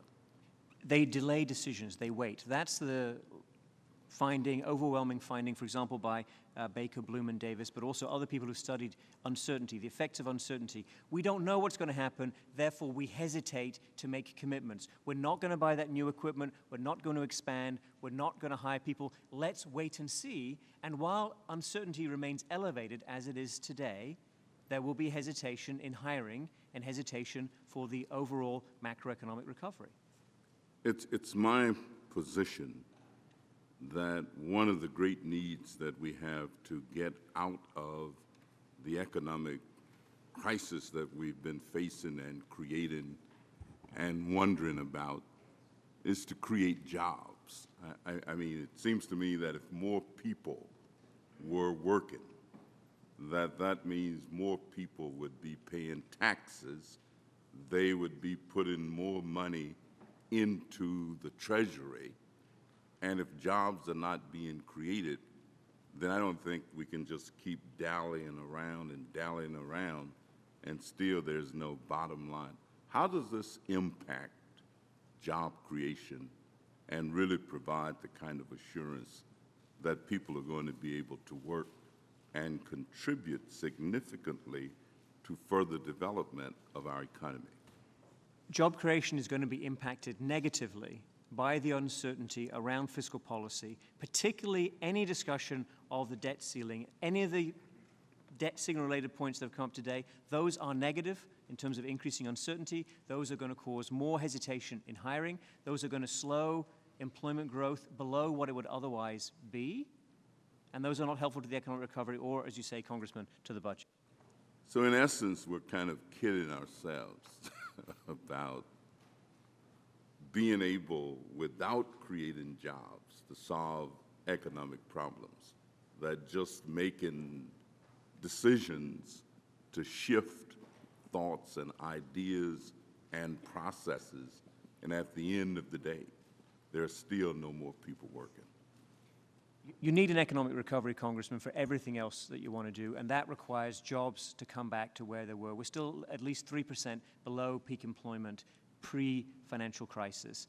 This is the longest, worst recession in American history since the 1930s. Thank you very much, and Thank you, Mr. Davis. Mr. Griffin's recognized for 5 minutes. Thank you, Mr. Chairman. Thank you all for testifying today. I want to be really clear as well. I haven't heard any talk on this side of the aisle about default, wanting to default, using default as leverage. That's a straw man. The only people I've really heard a lot about default from are on the other side of the aisle. So I just want to make that abundantly clear. And it reminds me of what now Majority Leader Reid said back in 2006. He's the one that was talking about default. He said, Americans know that increasing debt is the last thing we should be doing. After all, I repeat, the baby boomers are about to retire. Under these circumstances, any credible economist would tell you we should be reducing debt, not increasing it. Democrats won't be making arguments to support this legislation, which will weaken our country. Weaken our country. We're being asked to do what shouldn't be asked of us, to increase the debt to almost $9 trillion. So there's a lot of politics going on here, and what I'd like to do, and most of the questions I had to ask have been asked, so I'd like to just go over a couple of things to clarify. We've heard a lot of talk about the Bush tax cuts and the wars adding to our debt. And I was looking here at revenue as a percentage of GDP. And it's interesting that in the mid-90s, when taxes were higher, 1995, for example, revenue as a percentage of GDP was 18.4%. During the Bush years in 2007, after the economy recovered from 9/11, it was 18.5%. So the idea that revenue dipped significantly during the Bush years because of tax cuts is just not true. Sure, it went down after 9/11. I didn't see 9/11 labeled on this chart, Mr. Johnson, but I think that that is a critical part of the equation. The other thing that I would point out, the key change, and Majority Leader Reid referred to it, the key change has been demographics. We all agree we've spent too much in Congress, a lot of it long before I got here. But the issue now is not who spent too much. The issue now is who's willing to fix the problem and who's not. That's ultimately the issue. And we've heard a lot about a balanced approach. And we just had a agreement here in the House, in the Congress, that raised taxes. Now, from my calculations, before the taxes that were raised on the American people recently, a few weeks ago, we had a deficit of about $1 trillion. After those tax increases, we've got a deficit of about $1 trillion. Does anyone disagree with that? Mr. Casey, do you agree that it had no significant impact on our deficit? I agree. Mr. Hoagland? I agree that the deficit for fiscal year 2013 will still be about $1 trillion. Even after the tax increases? Yes, but of course those tax increases phase in over a longer period of time. If you take $60 billion a year and subtract it from a little over $1 trillion, you're still right at $1 trillion. Correct, Mr. Foster? That's the simple math, sir. Right. And Mr. Johnson? No, Congressman. Look, the way that you discuss the budget and the way you argue about the budget is over a 10-year time frame. Those were insufficient, I agree, to completely address the budget issue. I supported larger, stronger strengthening of revenue. Not immediately, though. Phasing it in over time is the right way to do it. You don't want to shock the economy too much. Phase it in over 10, 15 years. I'm running out of time. The bottom line is, I understand you look at things over 10 years, and we all know that in 10 years, there's no control over what's going to be spent and what's going to be coming in.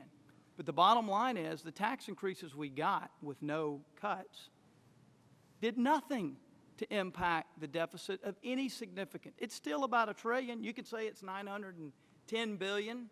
Okay, it's still about $1 trillion.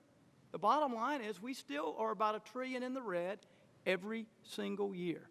And I will be waiting with optimism to see the President's budget. Again, thank you all for coming today, and I think that's all I have. All right, thank you. Thank you, Mr. Chairman. Mr. Hoagland, your 33-plus years of dealing with budget issues in the Senate, on the Senate Budget Committee and in other areas, have you ever known in the history of our country of 4 successive years of trillion-dollar deficits? No, sir. So it's an unprecedented position we're in terms of the annual deficits. I never thought I would see trillion-dollar deficits. And the debt, and I tend to use gross debt as a percentage of GDP. Have you ever seen the gross debt as a percentage of GDP at the level that we're seeing right now? Only after World War II, but then we owed it to ourselves, and we brought it down rather substantially. So since World War II, the level of debt to GDP has averaged about 40%. Okay. And I was on the President's Fiscal Commission, and at that time it was about 90%. Now it's over 100 if you look at gross debt.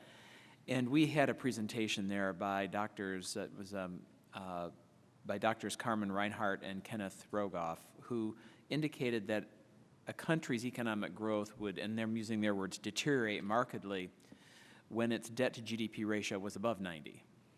And obviously we're at that point now. Correct. what impact do you believe that'll have on the economic growth and job creation in the U.S. in the future? I believe, again, that has a very negative impact upon the growth of this country going forward in terms of our credit rating around the world, in terms of our economic growth pattern will be negatively affected by that level of debt to GDP.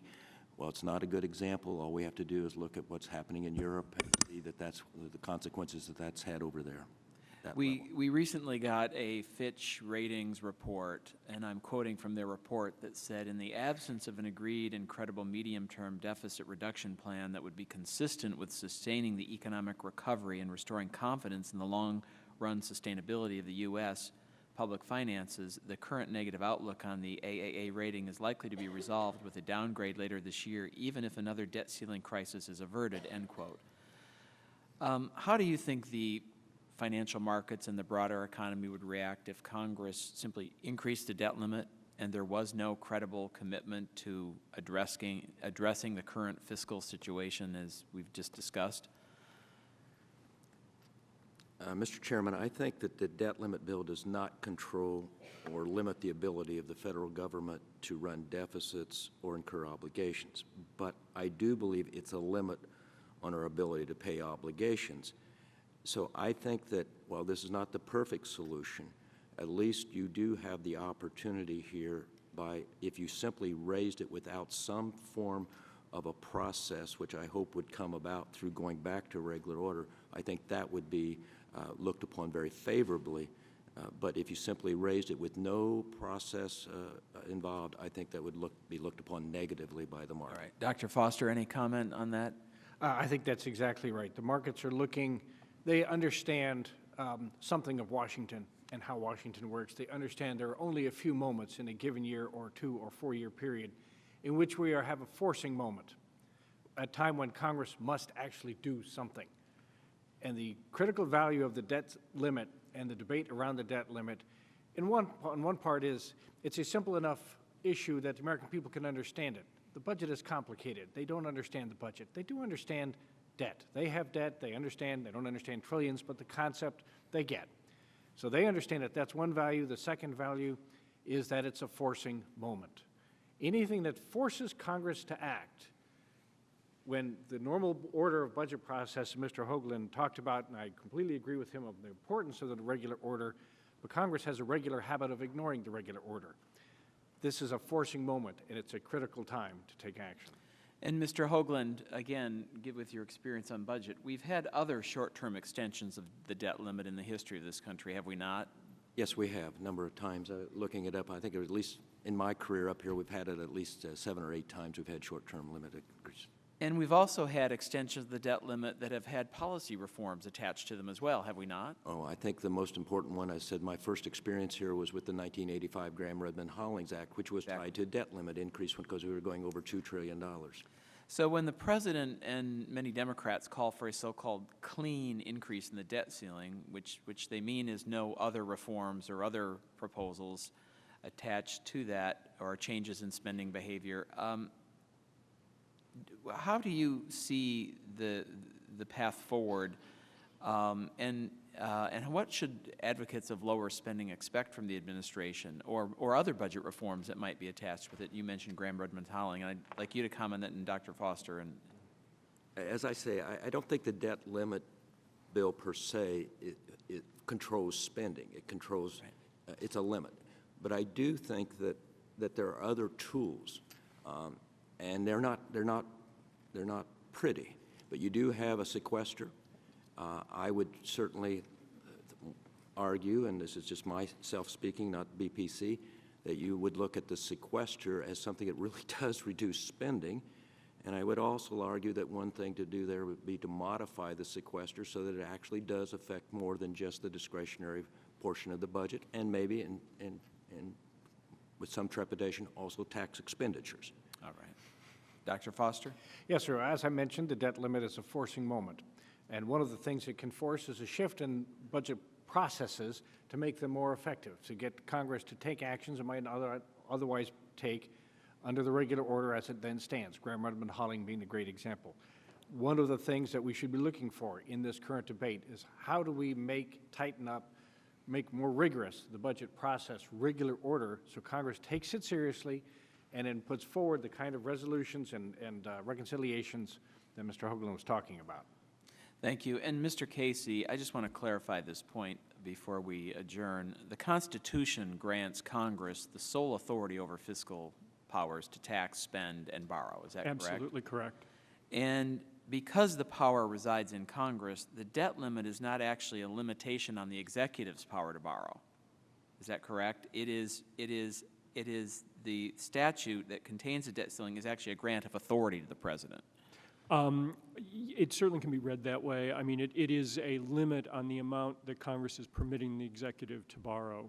But it would be authority he would not otherwise have unless absolutely, Congress absolutely. granted that Without authority. it, he cannot borrow a nickel. So when that authority runs out, it's actually the Constitution of the United States that is preventing the president from attempting to borrow on the credit of the United States. Yes. All right. Thank you. I want to thank all of our witnesses and certainly the members for participating in this hearing today. And with that, this hearing is now adjourned.